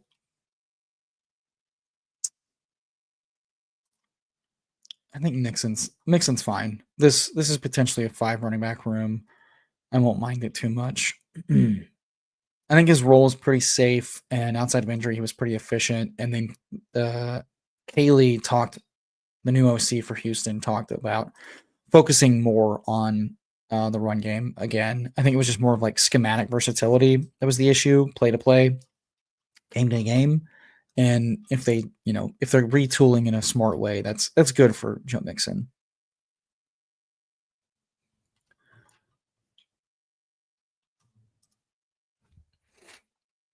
Let's see. Also, if you haven't become a member of the channel, think about becoming a member. For as little as 99 cents a month, you can get access to the Discord and some of the premium channels. And we're getting ready to release Rich's rookie guide. It's gonna have like 150, 170 prospect profiles, something insanely high. He's crunching away at it.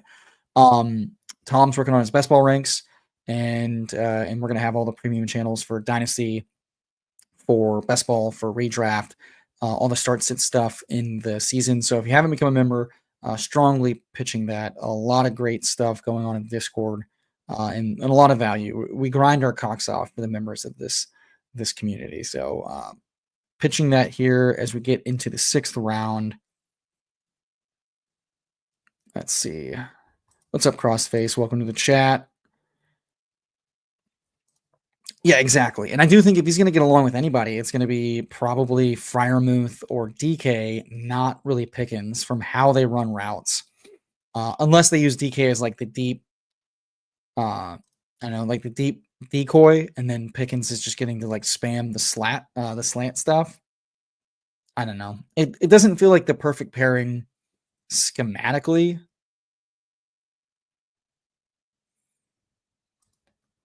So many of my QBs have no pants. I don't know what that means. Unless you're talking about like stacking partners. Why do I say that? What are you talking about? Like the Fail Mary one? I think that was before DK's time, wasn't it? So apparently Alvin Kamara falling today. I like Travion and James Conner more than those guys. I've seen Conner fall, so I think Pearsall and Ridley stand out in a big way. Egbuka and Golden, I'm willing to kind of pull up. We'll take Pearsall here, though, since Jennings continues to rise out of my reach. Al Boogie just taking all my guys. Yeah, I mean, that's gonna happen. When you draft early, you're gonna get knocked around with potential stacks and miss out. Has there been a signing that's really blown up your bags? I feel like the closest one to blowing up my bags was DK Metcalf. I was sitting at like 21% through about 90 or so drafts. A good chunk slows with Tom. I felt like DK Adams and Davante Adams were solid targets in the 4th and 5th round. Went 1 for 1 on that one. Were you fading the crack rock? It felt very unlikely that they brought Darnold back at what he was going to command, given what they need to do with the rest of that roster. Yeah, and but like that's not odd. I've seen Kittle fall to this range, 56 through 62, frequently. I don't know why people continue to not be in on Kittle, especially now that Debo's gone and Ayuk's got an injury that is not nothing. Yeah, Metcalf hurt. The lack of pairing sucks, but I like it for both guys. Because like the downside to Bowers was that they got stuck with like what, Russell Wilson, who's not exactly a middle of the field, tight end friendly target. So Geno's at least interesting there.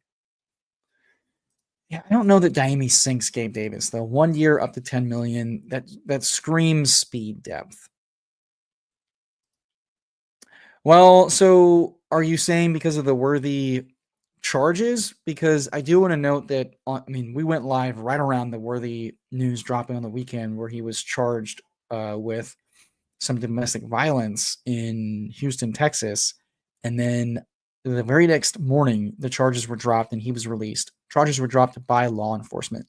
So do want to update the fine folks that the officers, after their official statement was we interviewed witnesses and dropped and dismissed all charges. So, outside of that, unless you were also saying like, Kelsey retiring would be helpful. Yeah, off the schneid saying that 66 Kittle. That's insane. It didn't sound good, but it was dismissed. And if the law enforcement dismissed it, that quickly, I doubt the NFL gets involved at all. Sounds like his statement on what happened. Caleb Johnson falling to 79 is interesting. This is why we pass on running backs. I think Caleb Johnson gets snapped up here, and I'm very happy with either one of these guys. I still think I take Egbuka over Golden most times. Well, shit. Did we do it? Did we do it? How much different is Caleb Johnson than Tony Pollard, Aaron Jones, and Jalen Warren? I still think I'm gonna still take Egbuka. Yeah, I think you're all good, Kelly. I think you're all good. It was a wild whirlwind of news this past weekend. And he didn't really fall much, even on that news, in the few drafts of that day. Yeah, JSN stands out as a nice win right now. There was a strong possibility you got a way worse downgrade in quarterback. I think it's pretty. I think Geno down to down is better quarterback, but obviously Darnold for probably 12 million less ish a year. You could do a lot worse. I mean, you were potentially looking at, Sam Howell and a tank fest type of thing. So JSN back's got to feel pretty good. Bad, welcome. How's it going, Bubba? Did you make your way into the Discord? I saw you and Frank, King of Kings, and I've seen y'all dabble in the Discord. I know it took me a month or two to figure out Discord a couple years ago. I've seen Josh Allen fall to the fourth, at least like the 3-4 turn quite frequently. The elite quarterbacks will usually fall, decently far as people push them in certain drafts. Yes, will they fix the O-line though? Is the question. If they don't put all their money and assets into that, and the problem is now they, now they also have to add receiver, which is why I do think I'm being really aggressive with Higgins and Royals, and guys like that. Probably Ellick and Manor as well, right? Like big body guys who fill. There's a lot of perimeter spots open now, for the taking.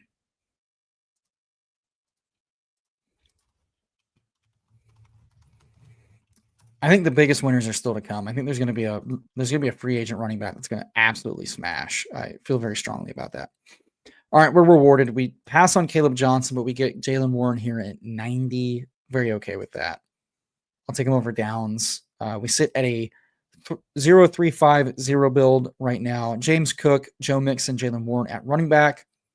Nico Collins, JSN, DJ Moore, Ricky Pearsall, and Emeka Egbuka, as I like to call him, Glukma, because I'll be lucking it up. I think he's a dark horse to get or I guess he's not that much of a dark horse. Nice favorite to get a nice analytical and size profile to get drafted in the first round. It's all late round stuff, so Chiefs, Texans, teams like that. Probably Buffalo less likely now, unless they just on Keon Coleman, which might happen. You never know. Let's see. I tend to sometimes forget about my quarterbacks. So hopefully we don't get star method here. Boogie just fucking me over at the turn with my guys. Yeah, Harmon talking about how Jason could lead the year. I mean, he sets up well. Like he sets up to get the efficient stuff, but now with a slightly deeper ADOT.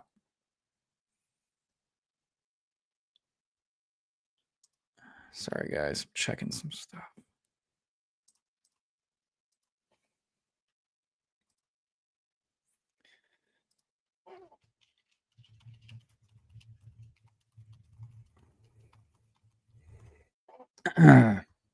So, what the fuck was I talking about?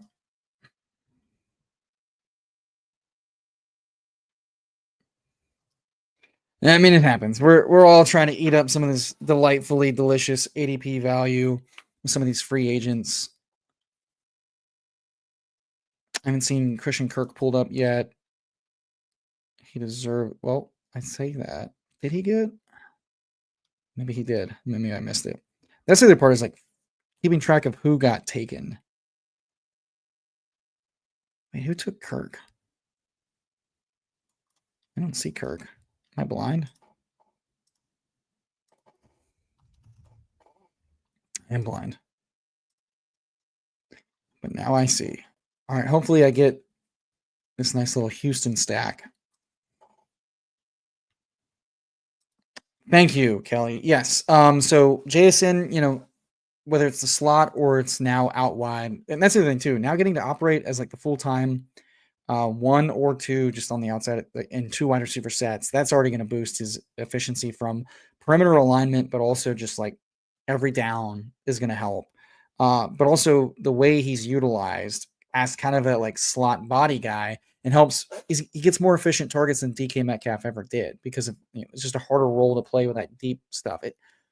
The deep passes are more valuable, but they're also harder to pull off, and he gets a better mixture of the two. So I think Harmon was always right on, spot on of like how JSN is utilized. Clint Kubiak has a pretty vertical style offense, which is why it was odd to see them trade Metcalf away. But I guess they just decided to like rebuild it, which is why I think it could be really interesting for whoever they end up bringing in, whether that's a free agent like Slayton or they target a Matthew Golden or whatever. Kirk goes right in front of us. That hurts. That snipe hurts. There was some buzz about Cooper Kupp potentially ending up in Jacksonville to fill the Godwin role. So I'm willing to take a couple shots on him because I think whatever team does bring him in is going to feed him, and that could obviously counteract some of the drop in efficiency. Christian Kirk snipe really hurts. Probably should have taken him over Jalen Warren, given the team construction. It is what it is. Now I get to figure out if I want to push Stroud to 127 or not in a room where Herbert goes early, Caleb goes stacked. The Christian Kirk drafter probably drafts. I probably have to take Stroud at 114. That's a bummer. How do you get to the Discord? I thought I helped you get in there, Thad. Thad, DM me. DM me right now. I'll help you get in the Discord, okay? That's what I'm wondering. Is it going to be a free agent? Because I'm trying to think of like boundary perimeter receivers with some juice. Palmer goes for like quite a bit of money. So Slayton's the only guy that really comes to mind. Tutu and Diami get taken. But both more slot speed guys than boundary guys. So I imagine they get someone. But I feel like the draft does set up well for like there are a lot of guys that profile like that. I mean, I do think they drain the clock to like, haha, fuck you to me. I take it very personally, but I have ADHD. I take everything personally. And I'm just like, and so my alpha play is to like auto click, like have the next guy locked and loaded to be like, whatever. I didn't want him anyway. That's my play. Psychological warfare that they're definitely not paying any attention to.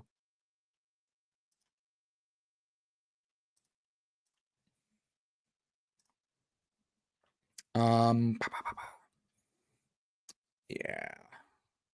Yeah, I just gotta take Stroud here, which sucks because this is where I would normally take Travis Kelce because I'm like, well, I'm done at tight end for a while because he's locked in, but I don't want to get locked out of I don't have a ton of Stroud and Nico because I keep trying to push him, and in the rooms I don't take Nico, he goes late. In the rooms I take Nico, he goes early. So I'm getting my quarterback stacks. And then I have to remember because they have not updated the team stuff yet. And then I could potentially set up a late Trevor Lawrence stack too.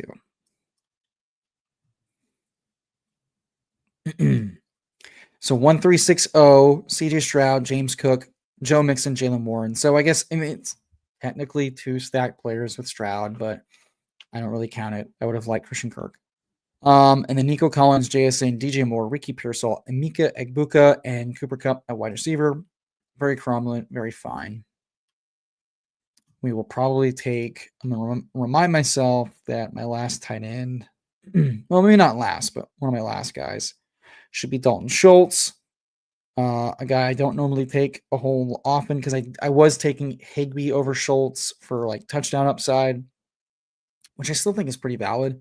The team has tried to move on from Schultz in a couple of ways with Cade Stover and Brevin Jordan, who both got injured last year. So I don't think he's like locked in to not losing stuff, but at his ADP, it's a very good stacking partner. Also, ignore my ranks. I set these ranks 2 weeks into the early draft opening up and have been too lazy to change anything except for moving rookies up and down based on the combine. So this feels like a good week with free agency to readjust the ranks.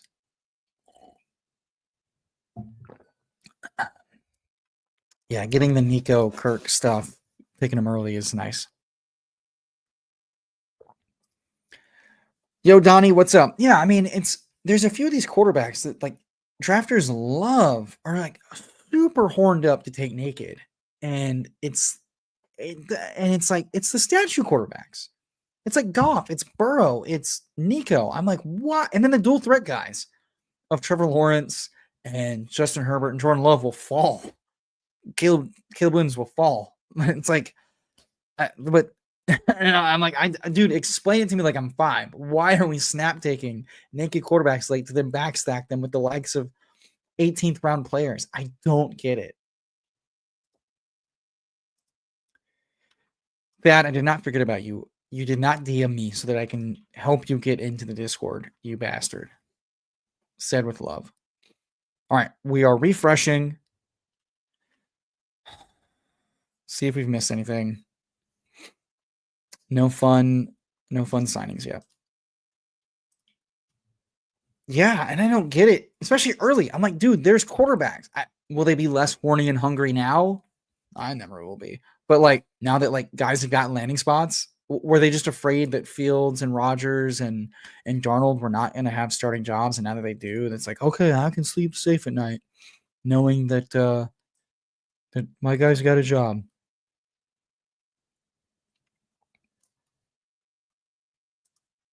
You didn't. I just pulled it up again, brother. Diggs here. Seemingly, someone's going to give him a contract, right? I think it's more likely that Diggs gets signed than Keenan gets signed. Now, I thought Keenan's nut outcome was like LA. God,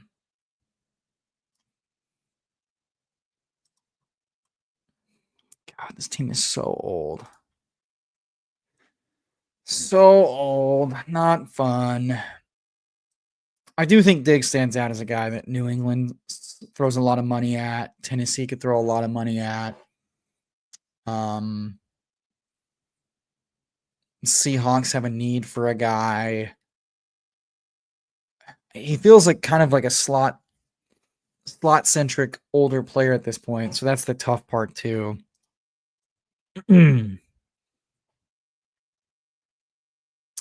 Carolina, if they want to move on from Adam Thielen and get 4 years younger, but not in spirit. Other teams that stand out. San Francisco, maybe if they trade Ayuk. I can't see them getting older and more expensive. They did just give Luke Farrell like $11 million guaranteed. So who fucking knows? Pittsburgh, if they move Pickens. And I think Diggs with Rodgers would fit really well. I think Jacksonville is a sneaky good spot for Diggs too. Division rival. They saw him score a couple touchdowns a couple times, and they have a slot open role who Godwin just crushed in. So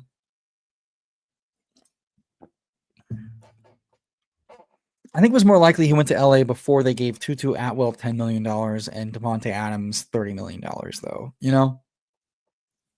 I don't think Keenan Allen's taking a $5 million deal to play the slot. I think Keenan was more like, I mean, like Puka, Keenan, Adams would be fun. And then everybody's got to fall down probably a little bit. Oh, Chargers. Yeah, I have bad news for you. I don't think they have good blood at all based on how that ended. Same owner. I know new coaching staff, but also QJ is kind of their quasi slot Keenan guy. They'd have to bump QJ outside then, or bench QJ to bring Keenan Allen in. Also Ladd, like QJ and Ladd kind of operate as like the slot to boundary, but like crossing stuff. On Twitter, I'm __ emo cowboy. So this Thad. You follow me. I'm in your followers. Here, just copy and paste this.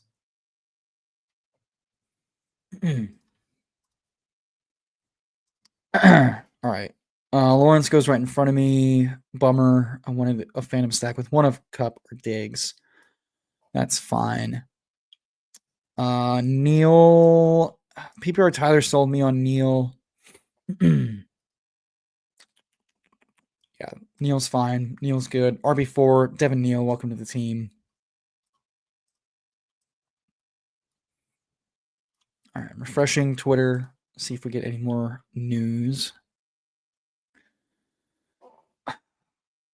Okay, Cooper Kupp to be released by the Rams on Wednesday unless trade materializes, which if it hasn't materialized by now, you should expect them not to do it.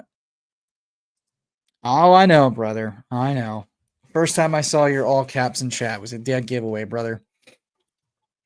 All right, so looking at the draft, Dallas Goedert, it seems like there was some like agent-driven rumor that he might be traded, but it seems more speculation based on contract year than anything substantiated I've seen shared. And so he's been falling a little bit, but like he could get traded to a better situation.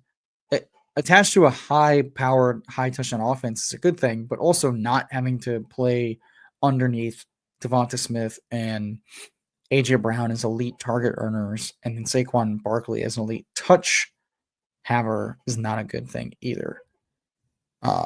So I like Goddard a lot as an actually talented guy with upside if he gets traded anywhere else.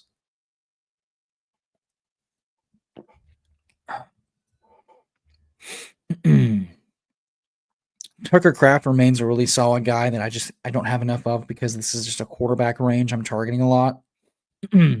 Or I'm catching up at wide receiver with like Allen, Diggs, Trey Harrison, used to be Travis Hunter. I still think Jalen Coker's ADP is too high. Isaac Guerrero getting pulled up and Darnold going. Why is Darnold getting drafted with no Seahawks? Oh, he has Charbonnet, so he has to draft fucking Sam Darnold at 142. Fantastic. Where is Fields going? Fields, his ADP's been pretty consistent. Oh, he just went, didn't he?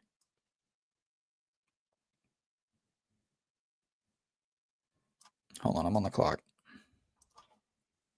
Where did Fields go? Fields, Jesus Christ, I don't know where he went. Let's see. I guess we're gonna take Bryce and hope for Egbuka or Diggs or Cup. Or we take Cam Ward, who's going to be drafted top. I'll take Bryce, a little bit of AAP discount. Seemed like he's locked into the job, and his rushing upside's nice. Now, where the fuck did Fields go?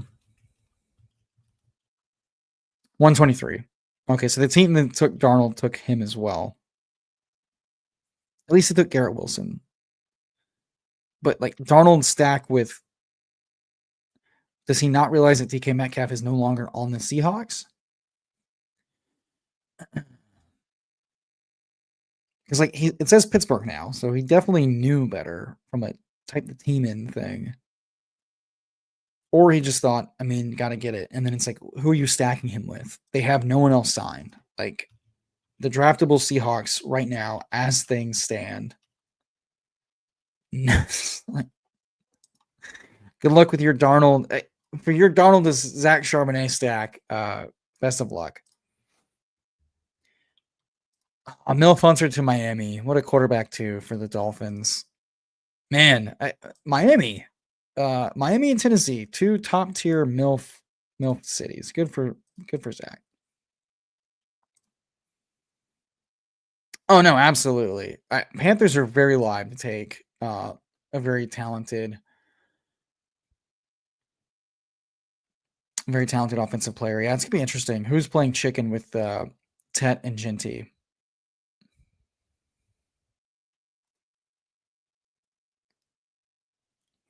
Yeah. So he'd been going 160s.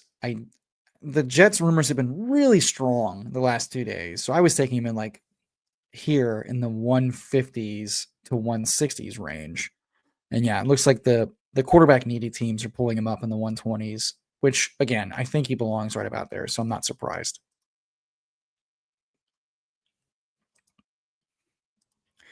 I'm glad we got our second quarterback in Bryce because they all go ahead. Higgins goes. That's a bummer. I'm gonna pull up. I think I'm gonna pull up Royals. Yeah, I'm gonna pull up Royals, and then I'm likely done at receiver with Nico, JSN, GJ Moore, Ricky Pearsall, Egbuka, Cup, Diggs, Royals. So 2 solid shots, rookies, year 3 player, upside offense cases, and Collins and Moore. Year 2 for Ricky Pearsall, and then 2 potentially um, second or third wave free agency signings. I think I'm okay with wide receiver here. Quarterback, I have no Saints stack stuff without rookie bailout. I probably target Dart or Sanders as the rookies. Kind of backed into a corner here. As someone who pushes quarterback, these early drafts suck. Oh, shut up. Jake fucking Bobo. New staff.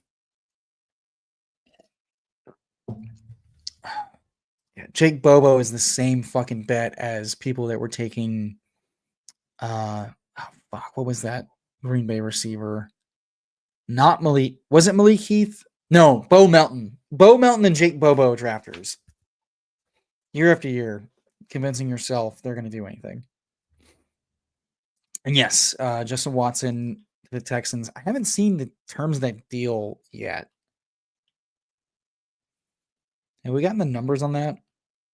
I mean, I do think he's just Justin Watson's just like replacing Woods and Hutchinson is just depth. Because they also signed Braxton Berrios. So they're just Caserio likes signing these cheap 1-year guys. I wouldn't prioritize that at all if I was y'all. Yeah, Texans signed Watson and Berrios today, which is to me telling me that they want veteran depth. They're not interested in the Cup or the Diggs sweepstakes. They've added 3 receivers now: Christian Kirk, Justin Watson, Braxton Berrios. Seems like they just want to have veteran camp depth guys going into the draft. The least exciting whites, some might say. Exciting whites. I fucking love that. Dude, Caserio loves his New England fucking cast-off guys. I know Schneid saw that. Fucking Twitter dying when I had a banger of a tweet for five whole people. I think I'm going to continue to push tight end a bit. Harvey and Giddens seem fun. I haven't missed the boat on quarterback just yet. I think I can play chicken one more round. So we'll take RJ Harvey here as my first stab on Harvey in a minute. And hoping one of these guys falls. And then I'm pretty sure Dalton Schultz is a faller. I'll push. And we'll just finish up with tight end here. AR falling to 172 makes a lot of sense. If they bring in Daniel Jones, who's kind of the rumor, both of those guys suck ass. One of them's far more athletically gifted.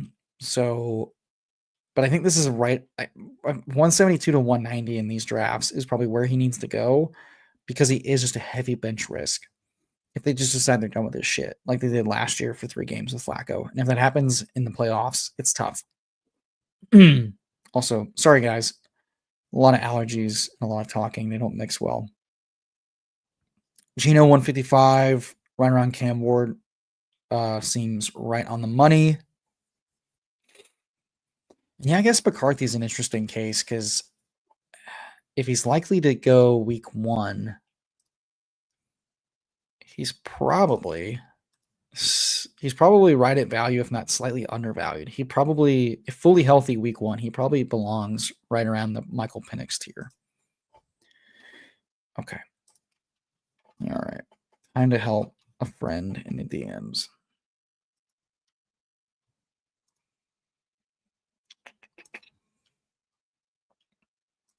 All right. Here we go.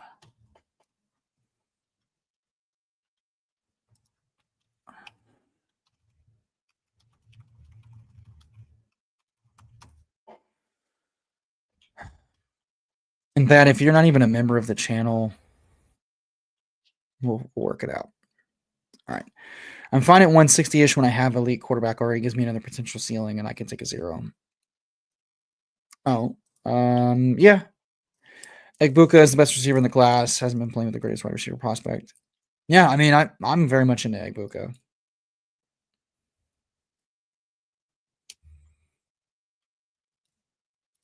Well, no running backs have signed, and we kind of saw last year where like every running back got signed out the gate, and this time around it's all the receivers and the O-linemen. So I think you're just seeing scarcity.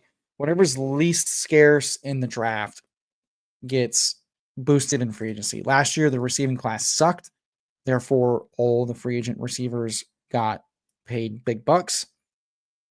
This time around, receiver class deep, running backs not going early. Take away from that what you will.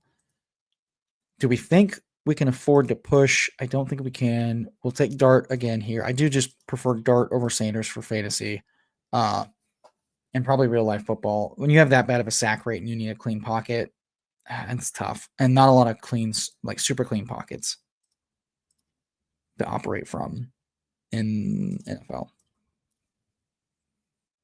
And then it's just hard to pass up what if Dart's anywhere close to what Jaden and Hurts have been as rushers and deep passers, you're getting immense value in fantasy drafts.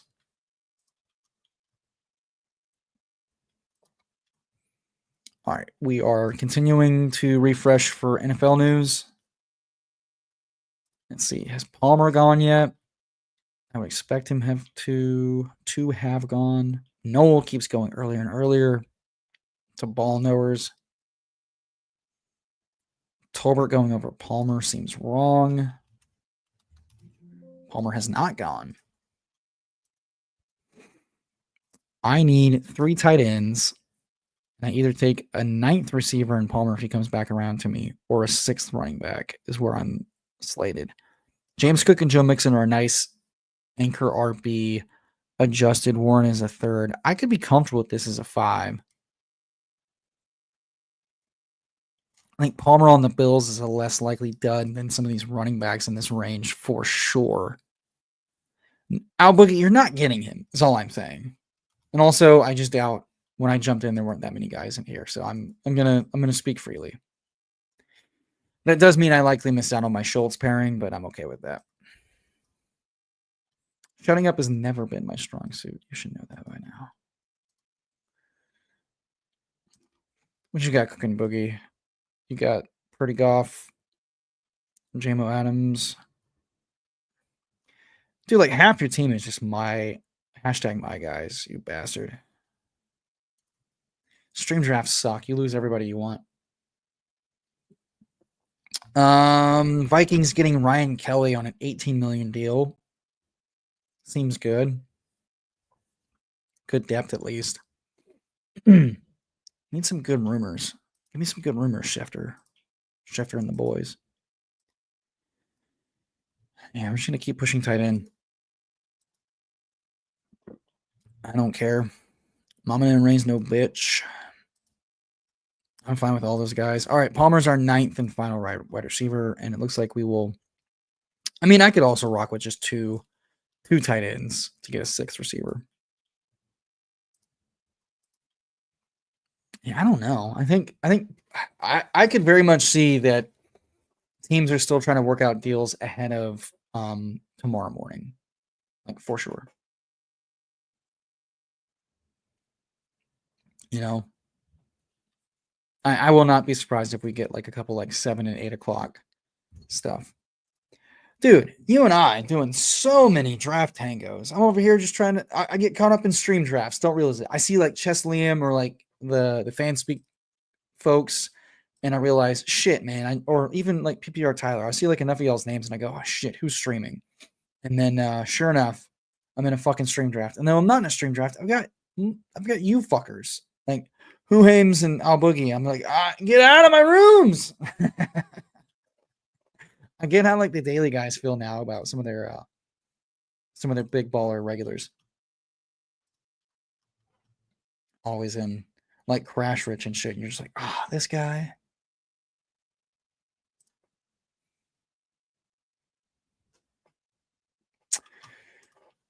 Palmer at 199 is nice. I'll be taking shots on him, especially like as Royals, Noel, Ayo Manor, and Higgins keep working their way into the 160s and 150s. I mean, Palmer is such an easier click over Besh and Douglas. Palmer and Franklin are like the similar types of guys, except Palmer is probably a better bet to run routes right now. I know we said the same thing about Curtis Samuel, but like right now, he's probably a better bet to run outside routes in that offense than Franklin is, just with how Peyton is with weird stuff. Peyton says he's locked into the Z role, but he also likes 26-year-old Devon Vele. But like the way both of them score points, like, deep passing. And I don't love Tommy Tremble returning for Jaheim Sanders just because like they might run like multiples. All right, Britton Strange is tight end 1. Let's go. Then I'll take just an assortment of guys.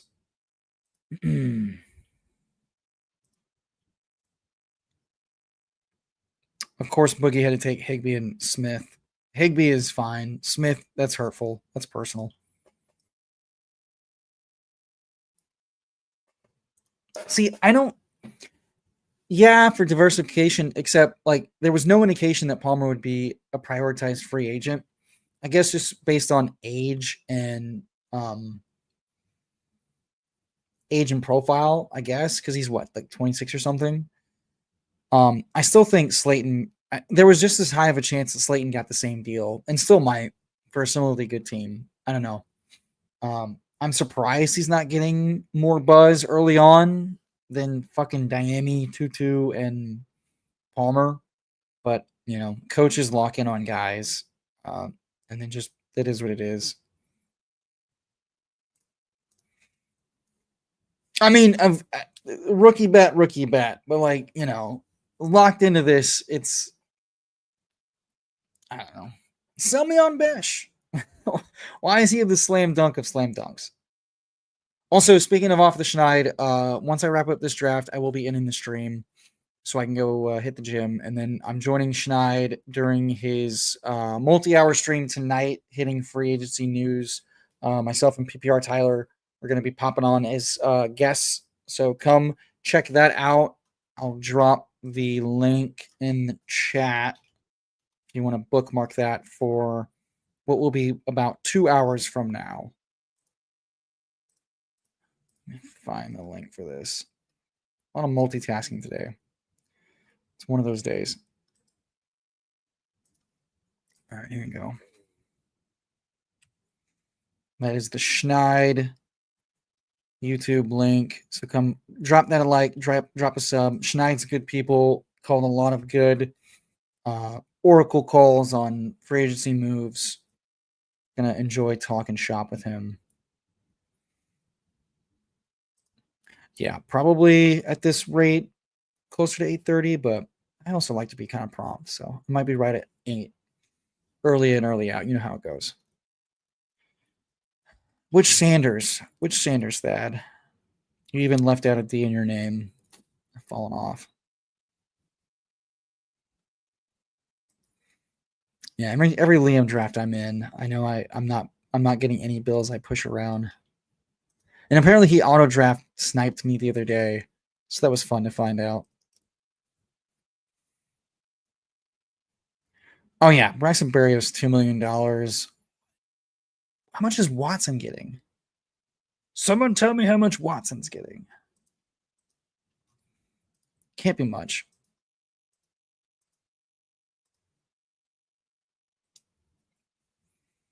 Oh God, I don't love any of these running backs. We might really take 3 tight ends here. Gray goes, that's annoying. That's his 4th fucking tight end. Dude, your team is so toast. 4 tight ends, the lowest scoring. You're just sinking yourself, my brother. 4 onesie positions. It's just fucking bad when it comes to playoffs. I do not condone. Yeah, Palmer over Schultz probably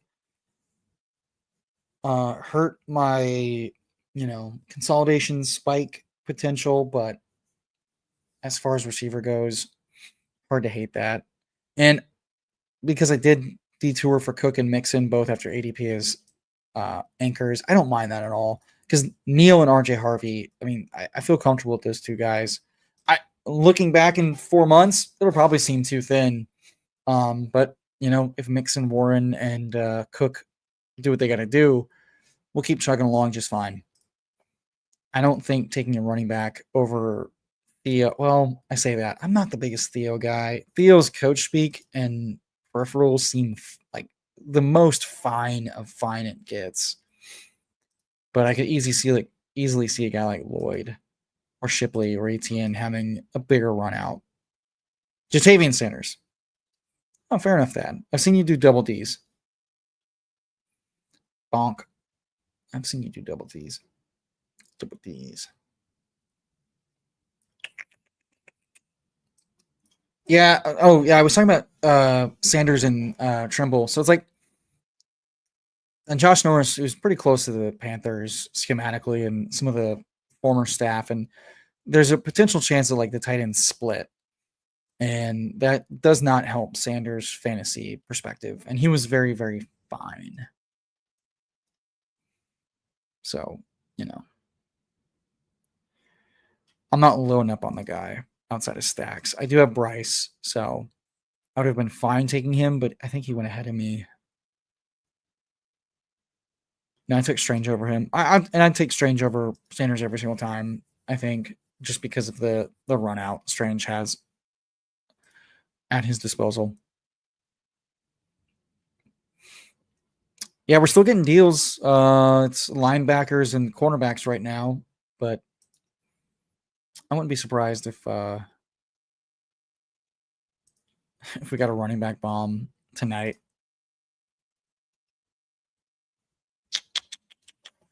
Is this a 2 tight end room? What would you feel better about? Theo Johnson or Arroyo on your team or Marshawn Lloyd? We're drafted in March. Stuff pays out next late December, early January.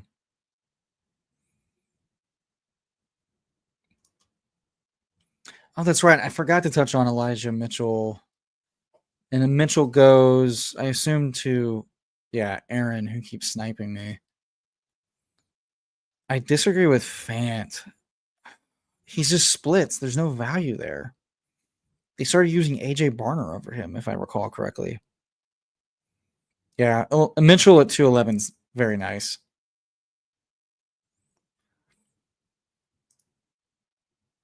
Theo with Ward, I guess, could work.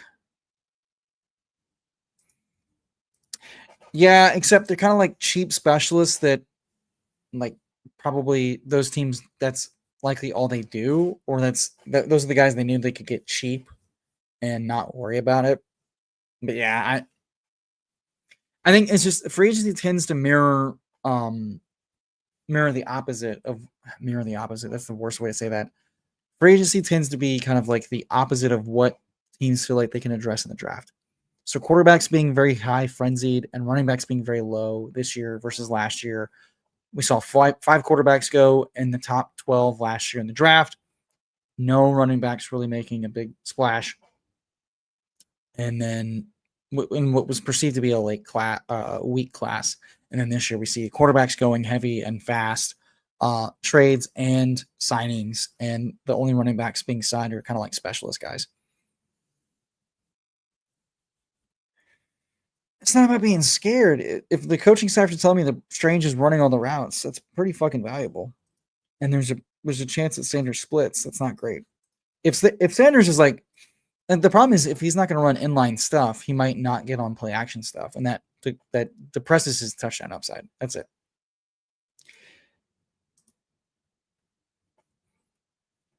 Yeah, but I think that hurts his fan upside though. Like if they're splitting, they're cannibalizing each other. 20th round is 20th round. I get it.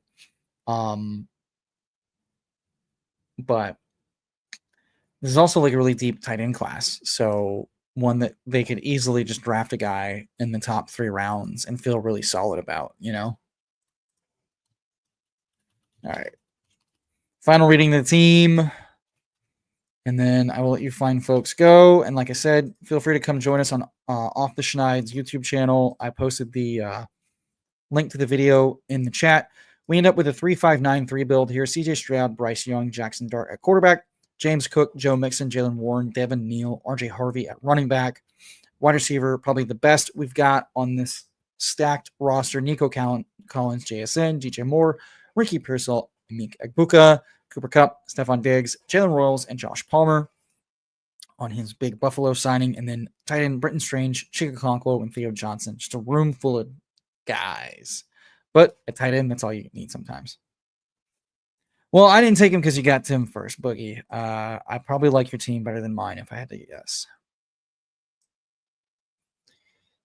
Quick look-see.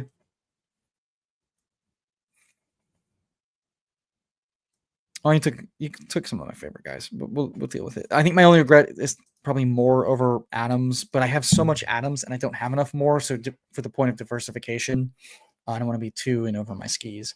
I also think there's enough like bargain wide receivers that could be added. There's a lot of free agency to go and a lot of the draft still to go. I don't want to get too locked into take stuff, but I think if you're a tight end who was kind of counted on and then forgotten about, I'm willing to kind of move off of it for, you know, higher end upside. And that this late is just guys who can run all the routes and be on play action passes. But that's going to do it for us here at the Sanctuary, folks. Thank you for joining this Monday edition. Check me out on Off the Schneid here in 2 hours or so on his channel. Give a like, give a sub. Appreciate everyone joining in today. So shout out Chad, Al Boogie, Thad, Off the Schneid, Doans, Steph, Who Hames, and all the Sanctuary folks. Shout out to Jeremy and FK Coolers and Rich, who also jumped in. Kelly for asking some great questions. We saved Kelly from her. Xavier Worthy, Worries, Green Bean, all you fine folks. Appreciate everybody. Hit up my DMs. You know where to find me. We'll grab a beer, take a pic, say hey. Appreciate everybody. Hit the like, hit the sub if you haven't already. Appreciate everybody. And comment on who your favorite free agent signing of day one was. I am really interested to see who we're most excited about loading up on as our early takes come into. I can't believe it. We're like, what, a month and a half away from the draft? Oh, exciting stuff. Thanks, everybody. Appreciate it. Have a great day. Have a great night.